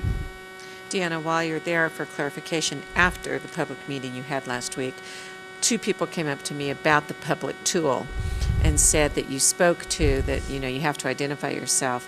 How is that qualified? Can you just say, yes, I live in Reno, and still, maybe you do, maybe you don't, maybe you only live in the unincorporated area? How is that qualified? There was some confusion from the public meeting, at least by 2 people on that particular item. Chris Matthews, City Webmaster.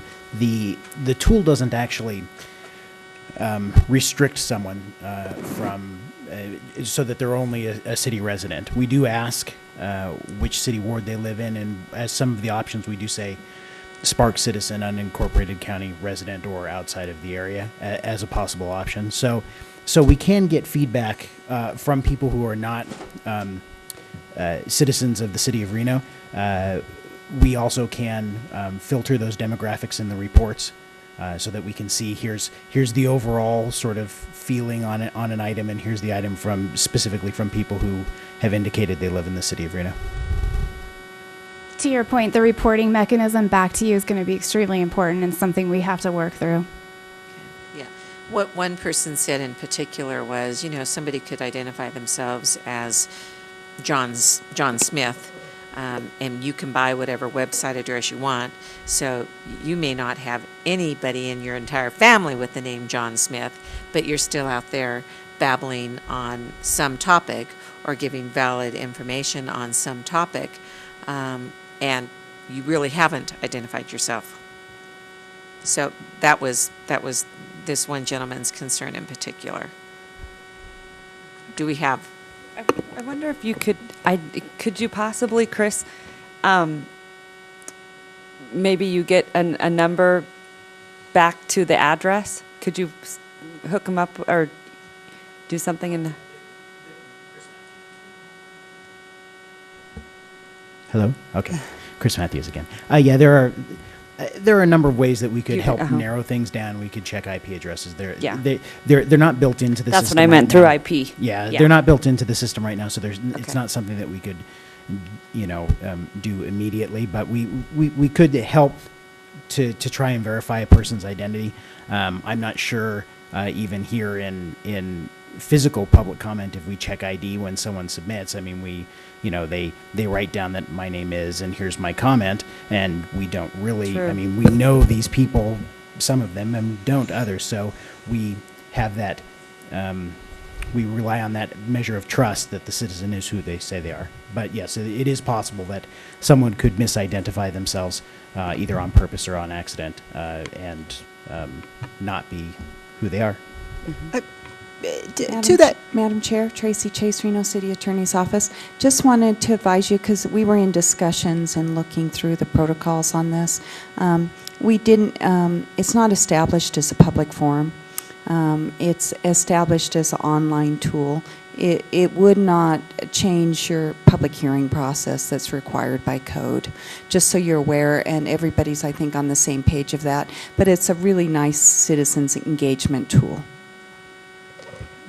But I guess my question is, can people, like with the RGJ, when someone comments on the RGJ, it links with their Facebook page, is that they have to go through a process to register and the whole? That's correct. I guess my can't only necessarily audit it, but you can also, send an email to any of you the same way. I'm not sure what our process is for public speaking, verification. Yeah, I just don't want to I want to hear from everybody, regardless if they're in the county, the city of Sparks, city of Reno, whatever. And I don't want to make the process so cumbersome that they don't participate, I guess, is my only concern. Because I know that once you get that thing that says register, and if it's a page and a half long, they've just exited and you're not going to get their input. So I would just want to make sure we don't get so complex that we defeat the whole purpose. Yeah, it should be used as an indication, not necessarily a true and accurate and representation of everyone. It should just be an indicator for you, and you can log on and look at more feedback, or we could just provide a top line report. Madam Vice Mayor, if I might too, just to add to the discussion, the other thing that I will say is, I mean, technology-wise, you can go through a process where you verify IP addresses. I mean, you can do that. This tool may not have it. However, there's also processes on the other side where you can, put in a false IP address. And so, I mean, I think no matter what you do, there are ways for people to get sort of around the process. And I would agree with Councilwoman Jardin. We want to be careful that we don't make it so restrictive that people don't want to participate because it is so cumbersome. And I promised this one gentleman that I would express that question for him, so we've had that discussion. Mr. Dorch? Yeah, I guess from my standpoint, it seems to me it's just it's not much different than an email. I mean, it's just maybe another means to communicate, but it's not much different than, I mean, we get plenty of emails regarding projects. I don't know what the difference is. It provides the opportunity for citizens to engage with themselves as well, and then to us to generate ideas. And that's the reason why I went through the different options within the tool. We can help based So on kind the of like topic. a chat room type thing? More like an extranet. So where Facebook I'm not is sure I really know what a chat room is, great but- for government. You just hit it. I'll quote Cadence, that, Facebook is not we don't own it. We don't know what their next step is going to be. So while it's a great forum-based communication for us to capitalize on and should be a part of our citizen engagement, this tool is something that is within our own control that we can that we have more control over. Okay. So it's important for people to be on our site, we want to be the first point of communication, not people get the communication from our news media, et cetera. So this forum-based tool gives us a better opportunity to communicate with them in that manner. And I think, if I might, the primary difference between this and an email is that all of the comments are posted so that people can sort of read through everyone's comments. They can comment on somebody else's comment. They can More transparency. make their own comments. So it's a little bit more within than the just an tool email. Sorry, I apologize. It would have all of the baseball agreements and information in the one location. So as they're bantering back and forth, we can also help educate them so they are making more meaningful input and comments. It's easier to find. Deanna, what are other cities using now? Austin, Because if for there instance, isn't anything out there, then you guys need to take this and sell it to other cities. No, Speak Up Austin is the one that we're duplicating. This is the same tool that they are using. It's Granicus software. It is able to integrate with Acela. So the city is busy looking at ways to integrate potentially Reno Direct with Acela so that our tool is working better with our other tools. So this is a very sound company that we can capitalize on in other business operations as well. Well, good job, because I know that you've been working so hard on this. And I have to tell you, I work very closely with a lot of people in the technology sector, and so many of them have said, oh my gosh, I'm so glad to see that we'll be able to engage. I know that everyone's connected by these today, and that's kind of how we sort of communicate. But honestly, I've had a lot of people say, this is some pretty good feedback. And, I also want to express, too, that this is not going to be perfect. I think we're going to work through some things, and, just to express to those people that are at the NABs that, to bear with it, and also know that some of these tools I think you guys will really enjoy, maybe when you can't make a meeting or whenever, we need to be a little bit more relevant, and you can kind of keep that information at the tip of your fingers. So good job. Thank you. I'd just like to add, a comment that our whole engagement started with us doing plans. And, we've spent a lot of time talking about talk and online chat, but really, our goal was meaningful citizen engagement. And I think meaningful citizen engagement is more than discourse on the internet. It really is coming together, understanding some fundamentals about the neighborhoods, and establishing priorities. And so it is a process. And to the degree that we start to further these neighborhood organizations, which I hope somehow, somewhere, someone is creating a list of all those. I know the state has the HOIAs, but I heard from a group of people this week on, I'm the Van Ness group. Okay, I guess there's a group up there. So, I think that's a good approach as we pull back from our self-organized groups to understand what these organized and who are these organized groups. And it was about planning, and that is what we need to do. When we ask, should a business stay open here, meaningful participation is also about informed participation, and I think people would be much more informed if they're involved in the plans for, what is the land use, what is the definition, what is the character, the mapping of a mixed-use neighborhood, because it's very much in the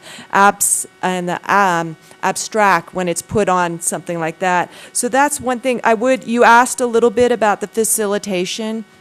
We'll see what hot topic areas we end up having meetings about, but I can see in some instances a need for someone who's not staff to have that, from a perception perspective from the public. So I would encourage you on that. I'll just say one more thing. If we do go more to town halls and they're supportive of the council members, we may need to have some broad policies of where these are specific to the council members' duties and not the political personas that we are. I think that's a fine line that cities, when they kind of get into this ground, probably have some ground rules that you might want to look for.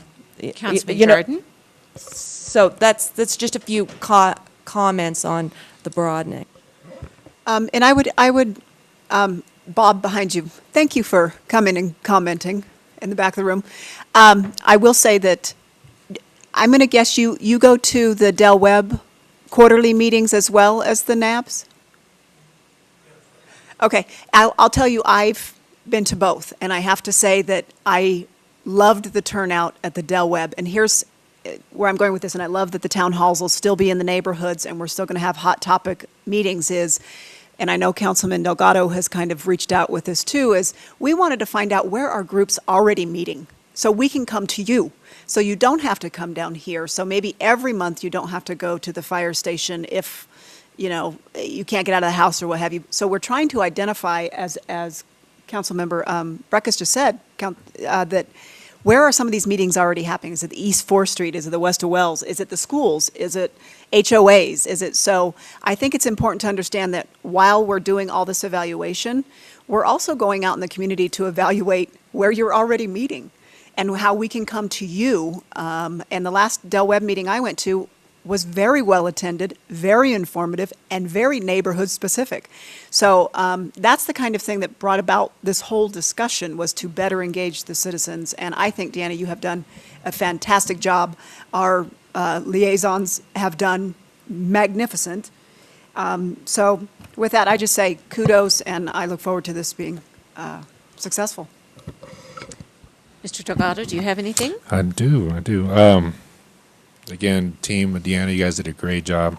Appreciate all the work that you guys have put in. And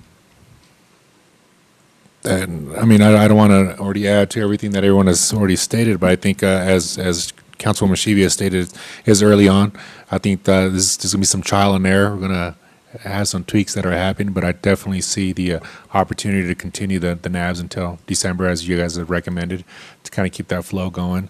And as Councilwoman Jordan has also stated that I think even though we'll have an online opportunity, we'll have the NAB, hopefully a new position, a new direction as to how the NABs want to continue going forward. I think as a council, we're still going to have to do continuous outreach to these other non-traditional groups that are out there continuously working. So I think it's going to be a trifecta of things to continue the community outreach as we're all doing. And I think this is just going to add to it. So I appreciate the amount of work that you guys have put into it. Really do.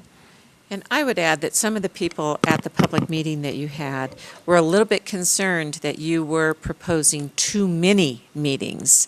They didn't necessarily understand that there are already 80 meetings that you do have to attend and participate in, and others may not be there, that this total number is substantially fewer total number of meetings, but the goal is to have them be much more effective. And I like that you're working with the individual personalities. As you mentioned, I've been going out to the community in various fashions for 9 years, and they love that you come out to them.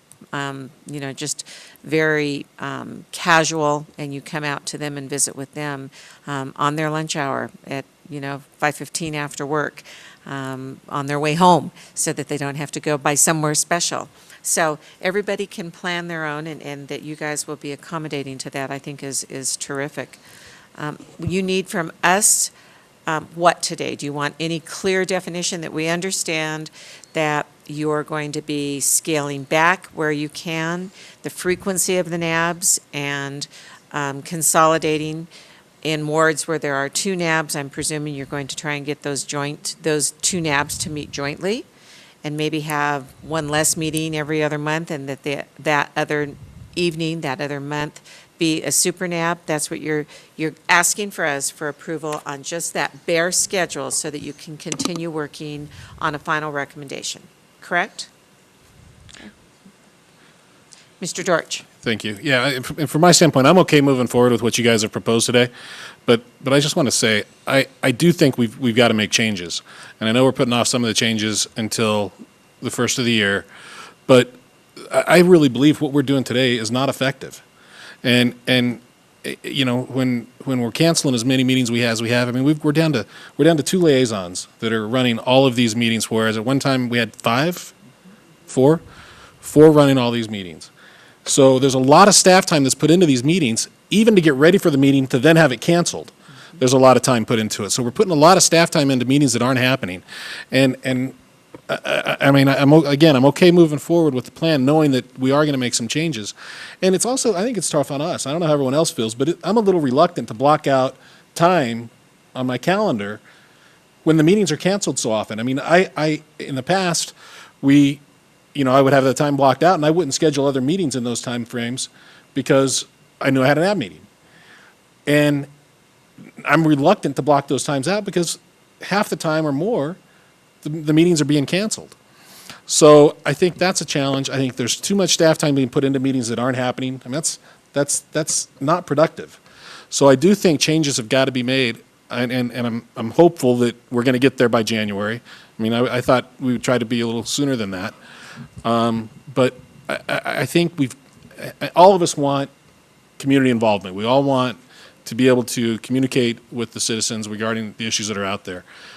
The system we have in place today, in my opinion, is not effective, and we've got to get better at it. And I think you've done a great job of trying to find some ways to get better at it. I'm just hoping we get there sooner rather than later. Ms. Jordan? To that point, I was just really disappointed in the attendance. You know, I think 5 of the last 7 NABs I went to, I was the only person in the audience. I wanted more effective meetings and better participation, which hopefully this will get us to that point. But I wanted to ask, because there was also some experiences with regards to the open meeting law that really did prevent some audience members when there was issues at hand that wanted to participate, and you had to say, wait a minute, you got to go fill out a form, and you got to wait until whatever. The hot topic issues, would those they wouldn't have to fall under open meeting law?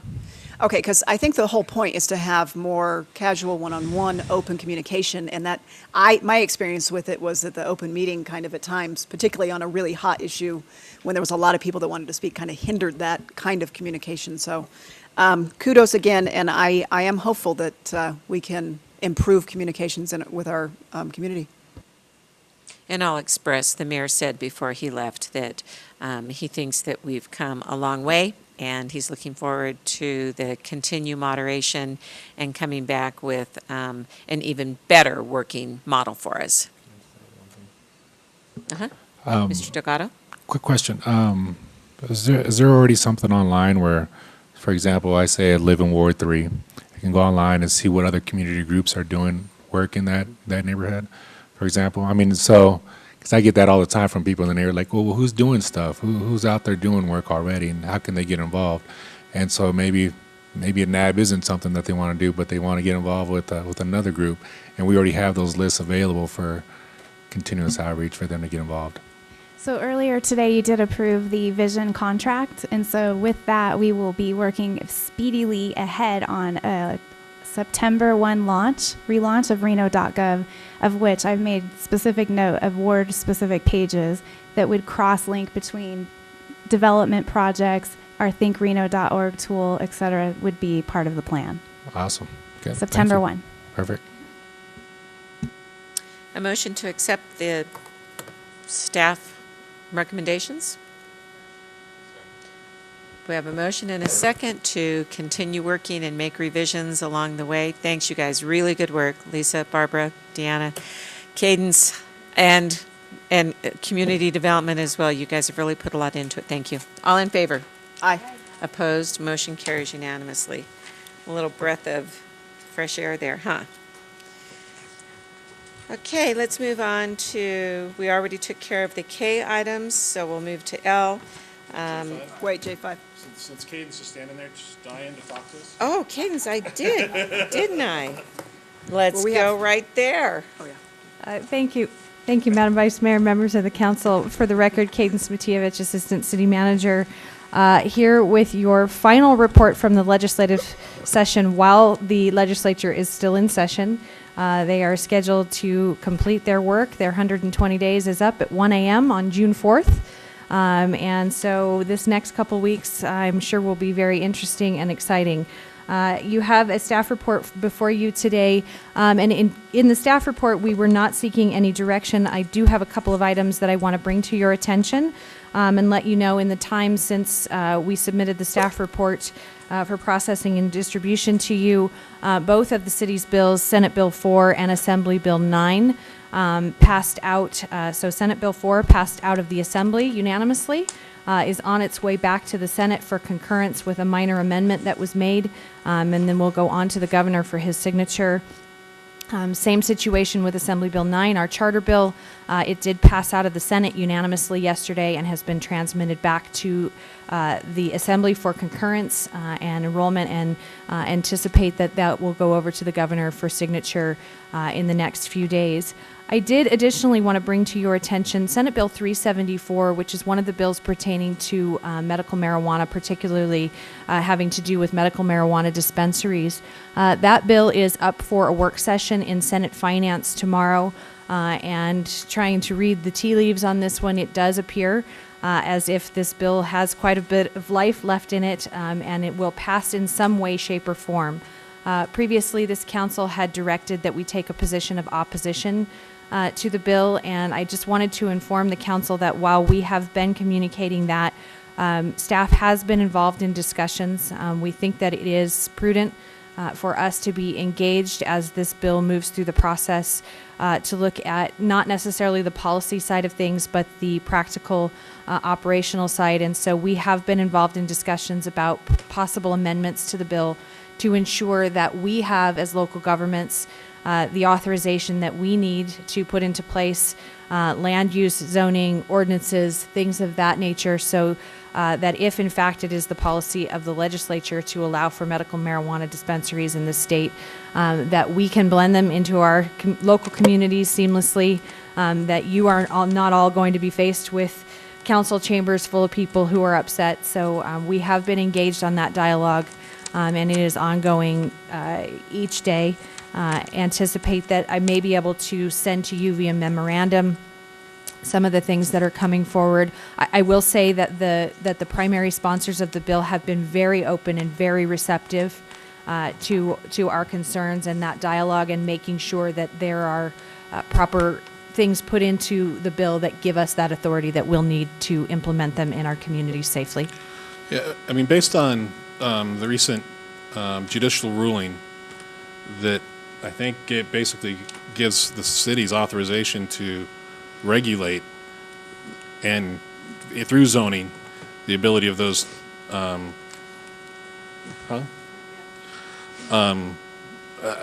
those amendments still going to be necessary?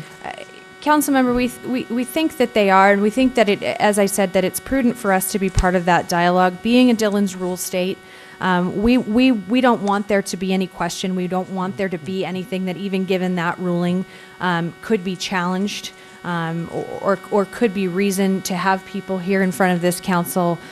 We want you to have the tools that you need to be able to express to your constituents the limitations that you work under, and also the limitations that you can in fact place on these types of businesses. And so, you know, some of them are sort of down into the detail of that in the interest of safety, they had originally drafted that these facilities only have one secure entrance. Well, as we know, that's in violation with building codes. You probably want another point of egress. So some of these are very technical things that you know, not big policy issues, but we think are important to address, so that we, again, can expeditiously work through the process. We have asked for an extension on the timeline for the effective date of the bill, to give local governments some additional time to go through any land use analysis, implement ordinances if we have to do business impact statements, things of that nature.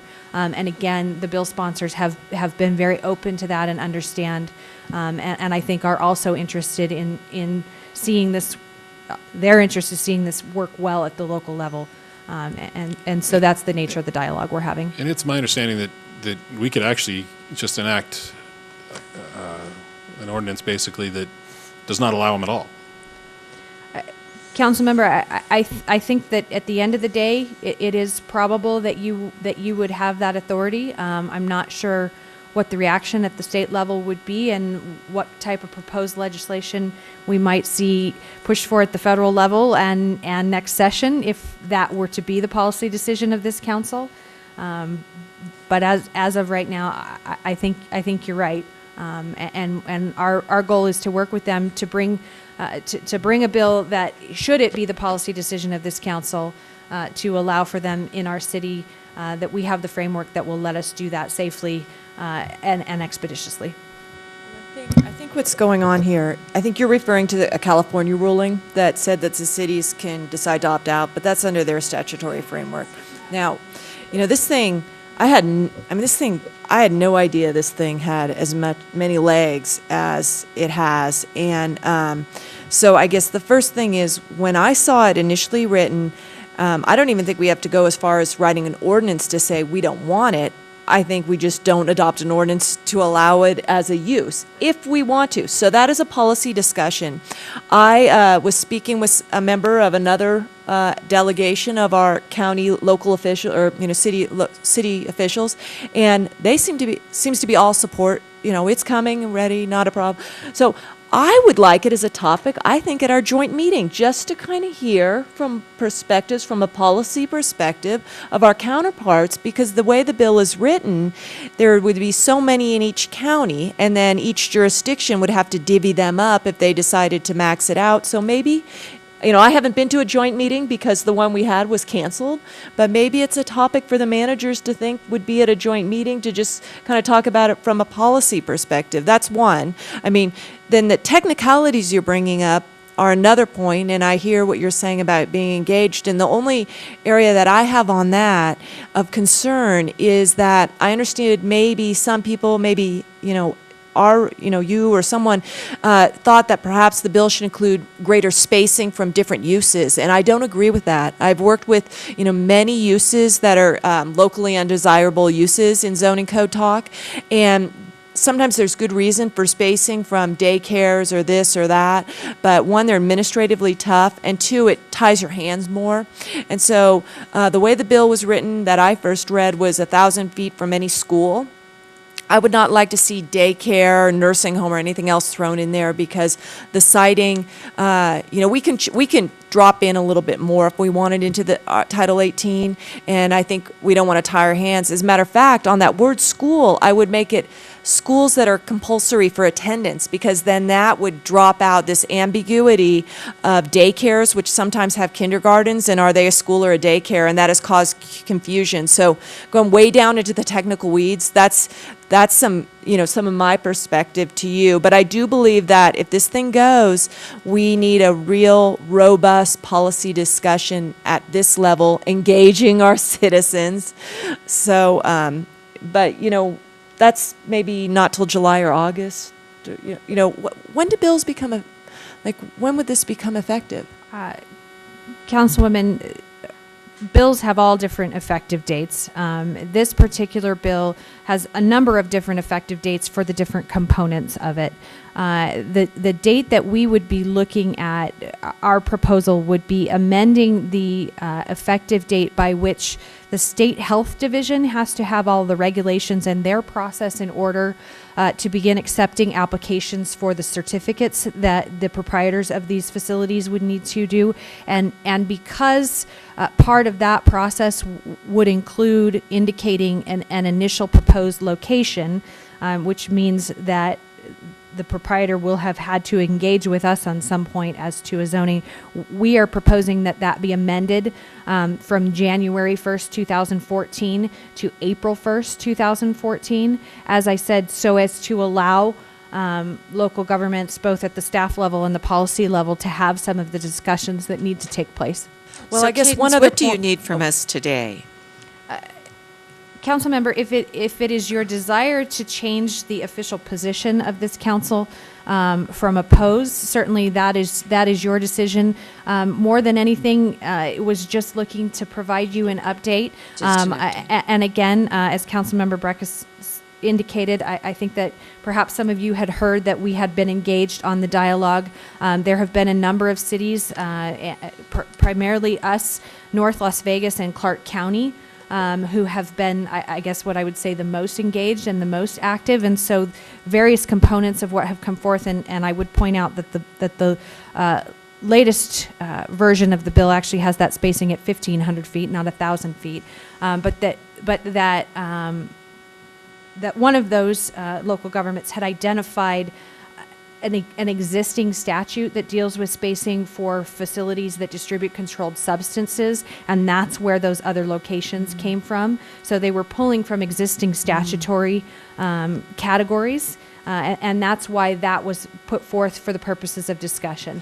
One other technical issue that I see, and I'd just like to kind of, bring it up, is if we are engaged on this, is the money, okay? Because they come in and they apply to the state, and there's an application fee. I would like to see at the same time us to be able to charge an application fee just to walk in the door. Not, it gives us some resources to start to put some work onto this. If we get 3-4 vendors who want to come in and apply with us at the same time, we're doing it, it's, $5,000, so we've got $20,000 to let out a professional services contractor to help us do our code work. We have a list of amendments that we want in our zoning ordinance, and our staff is trying with their stretch resources to get through this. If we're going to get jumped up by one industry that wants into our city, they're going to have to pay, to help us do that front groundwork, I think. And I think the state law should allow for us to do that sort of thing. Thank you for those comments, Councilmember. That actually has been part of our discussion, ensuring that in whatever the applicable chapter, be it 266, 268, or 244, that local governments have the authority to regulate this and charge the fees that are necessary to implement it. Additionally, I would note that currently the draft of the bill does have some additional revenue streams that are associated with a per transaction fee, and that has been discussed perhaps to be amended to simply be sales tax, which would be distributed according to the consolidated tax formula, and that the cities and the counties would certainly stand to benefit from distribution of those funds. So while I had focused my comments on the operational issues, we are also engaged in the discussion on the fiscal components. Cadence, there are probably other bills that you want to share with us as well, discussion on, but we do have a request for this particular bill up for public comment. Ted Levater, and then we'll return and get the rest of your report. Thank you, Vice Mayor. I just wanted to address some questions on medical marijuana. It came to my attention a couple weeks ago that there's already some groups that are possibly lobbying you guys on that they plan to open some dispensaries or other items. That's coming to me third party. I'm not sure if it's true or not, but I'm working on it with another group of investors. We're trying to figure out what these businesses are going to look like. I couldn't agree more with Councilwoman Breckus that you guys got to get out in front of this thing. It's going to take some solid planning, and quite frankly, these businesses could end up in Sparks, in the unincorporated Washoe County, and then we're going to really lose out on possible taxes and benefits from having these businesses.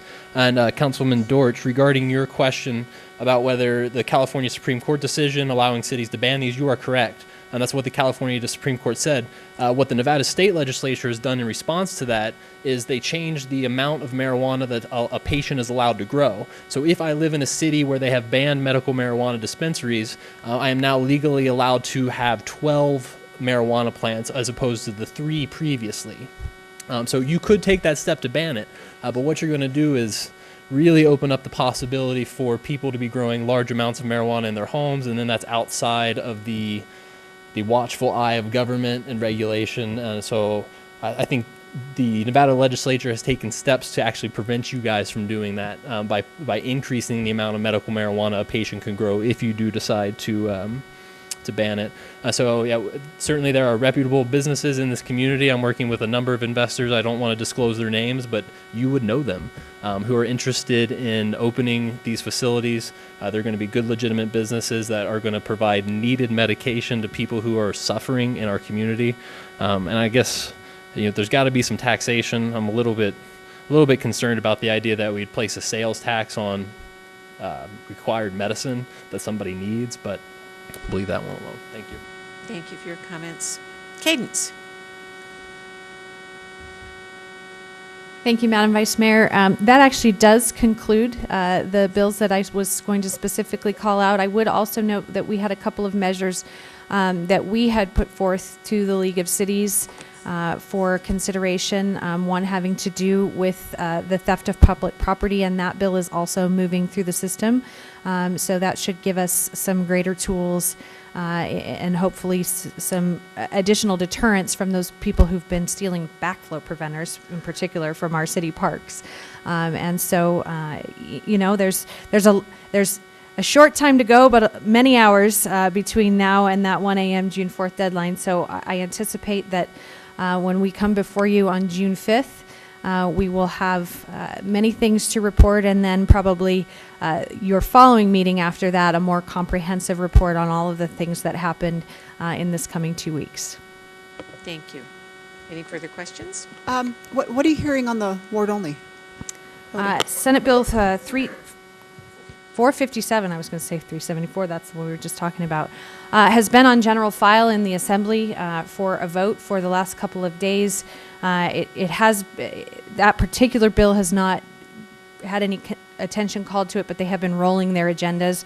They're coming up against a deadline this coming Friday for second House passage, and so the floor sessions have been long, and just being that it's a 457 number, it's at the bottom and it keeps getting rolled. So it could come up for a vote today. It could be tomorrow. Could be Friday.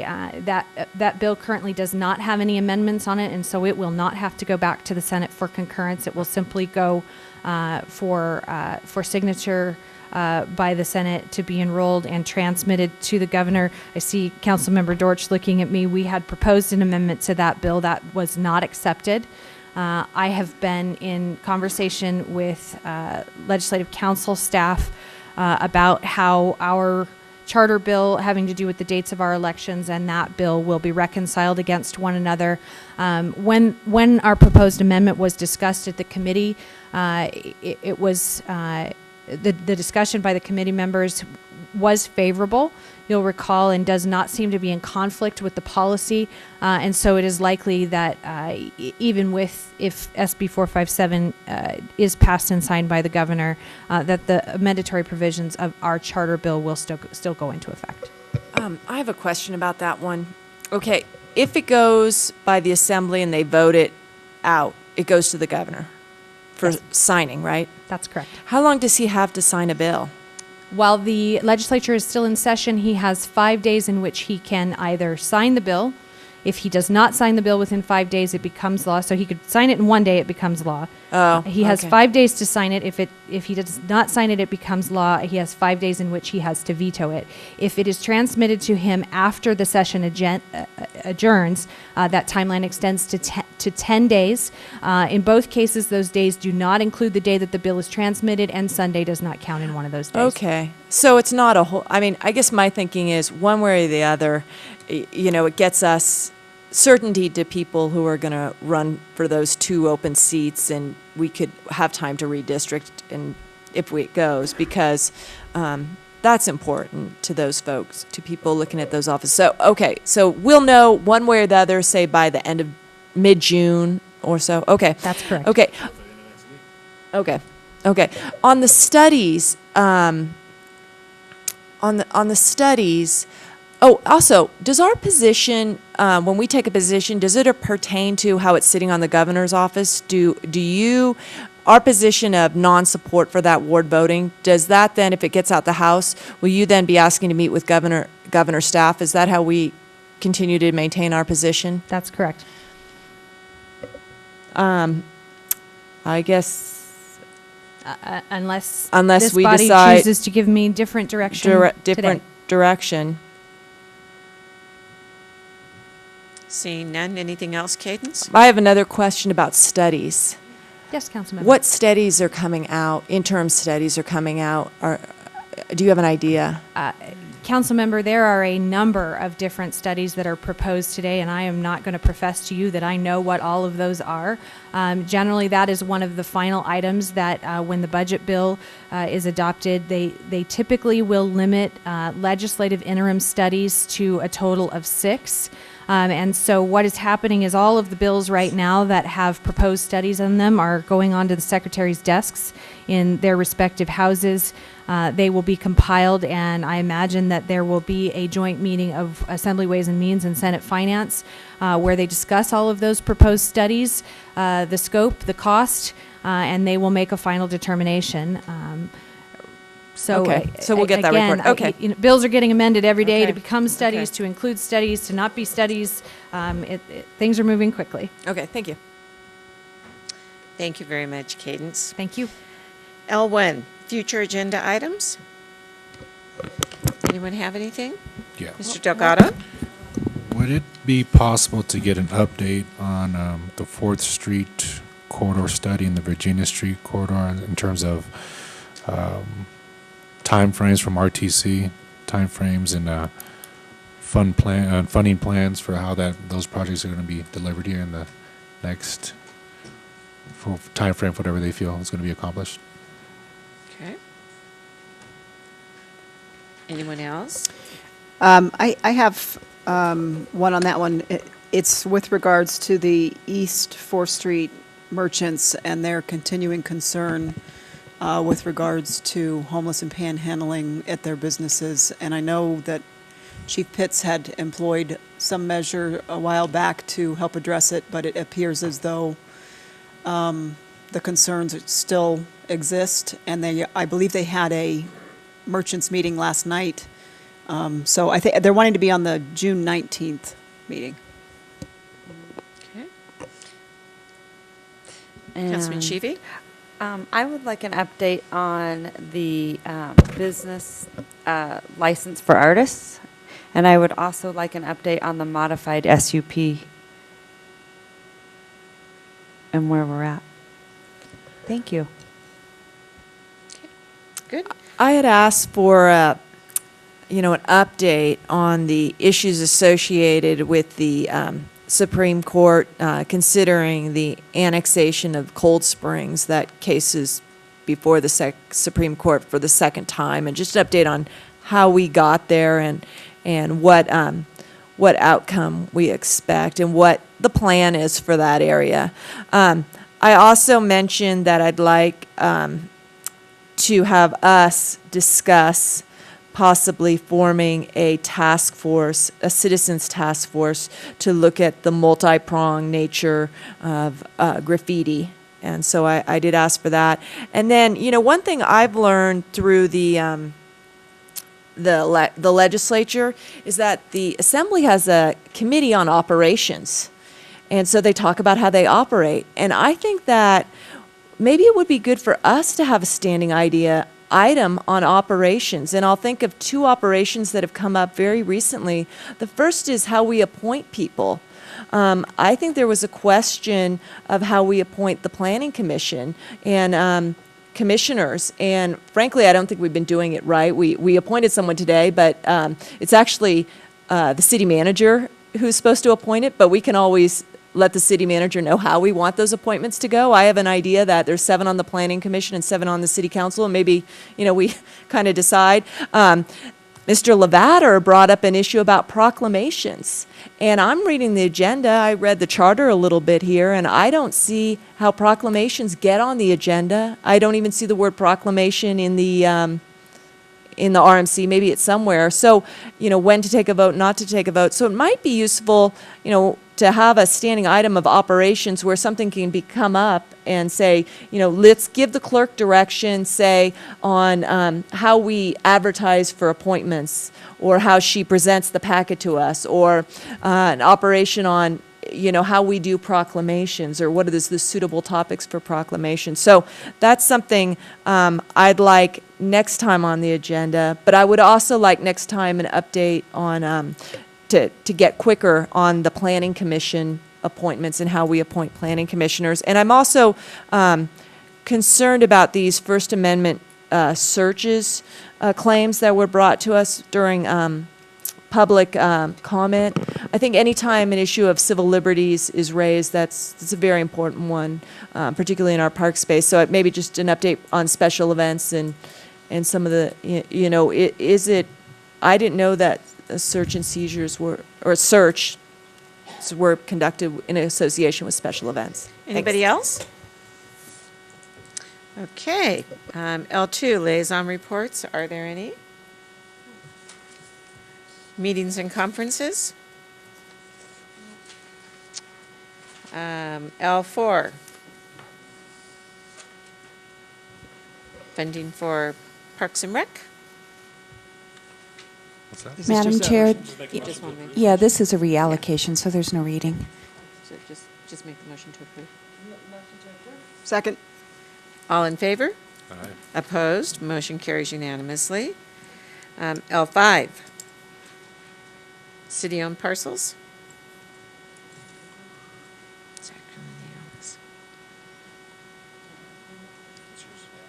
Oh, I'm sorry, I thought somebody was going to come up and give a report. Apparently not, I'll give the report. I'm sorry, I saw her walking up, I thought.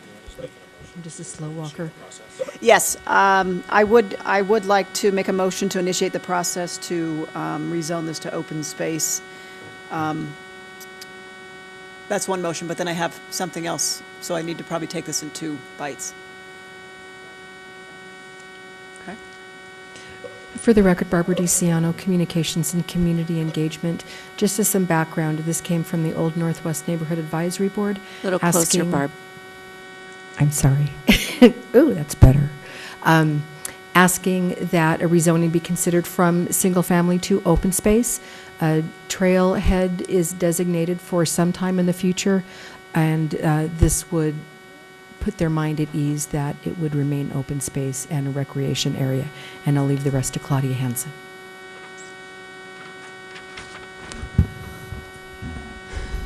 Claudia Hansen, Planning Engineering Manager. So this is the area up, this is McCarran Boulevard right here. Keystone comes right through there. It's mostly a large drainage way. The parcels that were listed, I outlined here, but I would recommend that if you choose to direct it for initiation, that you have us looked at all the surrounding properties. There's some other city-owned properties in that area, so we can analyze all of those when we move forward with the zone change if you choose to give us that direction. And again, this is giving you the time to come back with recommendations. And for the motion would be for initiation. Okay. Is, Claudia, I guess that's MF14 up there, are those city-owned too? No, they're not. Those are privately owned. Those are MF14 zoned? 14 or 30. Okay. And then, or 21 or 30, I'm sorry. Uh-huh. 21 or 30. Yeah. What's the, what's the master plan on these? Are they covered by a plan area, do you know? Mixed residential and public facility. Under what plan? Just straight master Straight. plan? Mm-hmm. Okay. You know, it would be useful to just understand on your analysis, you know, how the city got to get these, how we obtain these properties, Sure. if they've been covered under any plan areas, because this will go straight to the planning commission right now. And For recommendation to you. Huh? For recommendation to council. Yeah, but just, you know, a little more understanding about what they're using. Are they, I mean, Barbara said that they're covered future trail area. Is that in a plan? I mean, you know. We'll identify all that with the analysis, sure. Okay. All right. Thank you. You're welcome. We had a motion. And a second. And a second. All in favor? Aye. Aye. Opposed? Oh, Motion. Claudia, do we have to do a master plan amendment with 2, or will that be a conforming zoning on that? When you go to open space, is it conforming? Open space is allowed in every land use designation. The motion carries unanimously. We do not have any public hearings. Wait, I had one more, and I'm sorry, and maybe I should have said this to direction to staff or a question for a future agenda item. Can we put that map back up?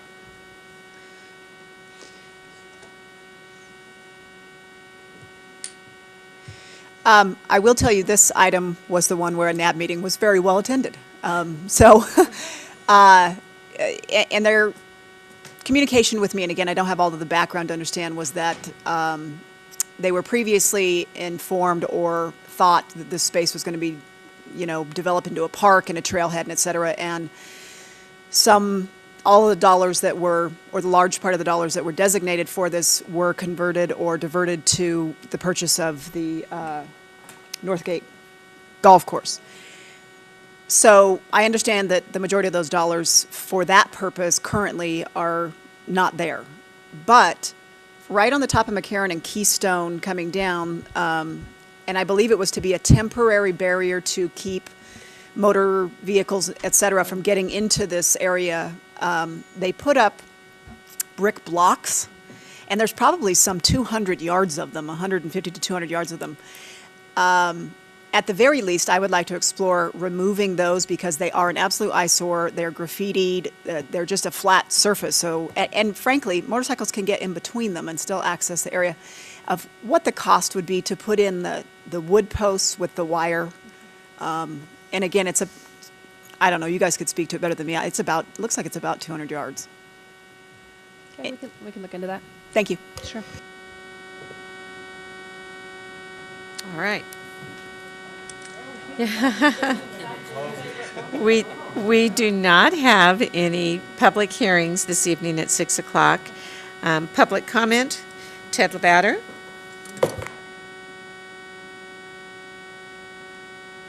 I'll be quick because I know it was a long one. I just wanted to make everybody aware, Saturday, 10 a.m., starting at the Liberty in Virginia, there's going to be a march in support of labeling GMO foods. This is actually a nationwide movement. There's going to be marches in over 200 cities. I've seen upwards of 300 people registered on Facebook, and I know there's a lot of flyers going out from the food co-op and the other foodies in town. They're going to march from Liberty in Virginia down here to City Hall. There's a group called Label GMO Nevada that has the permit, and I believe they have 3 or 4 speakers. So we would love to see our city leadership out there supporting us. And hopefully you guys will support possibly maybe a proclamation going forward that the city of Reno wants to see GMOs get labeled. Thank you.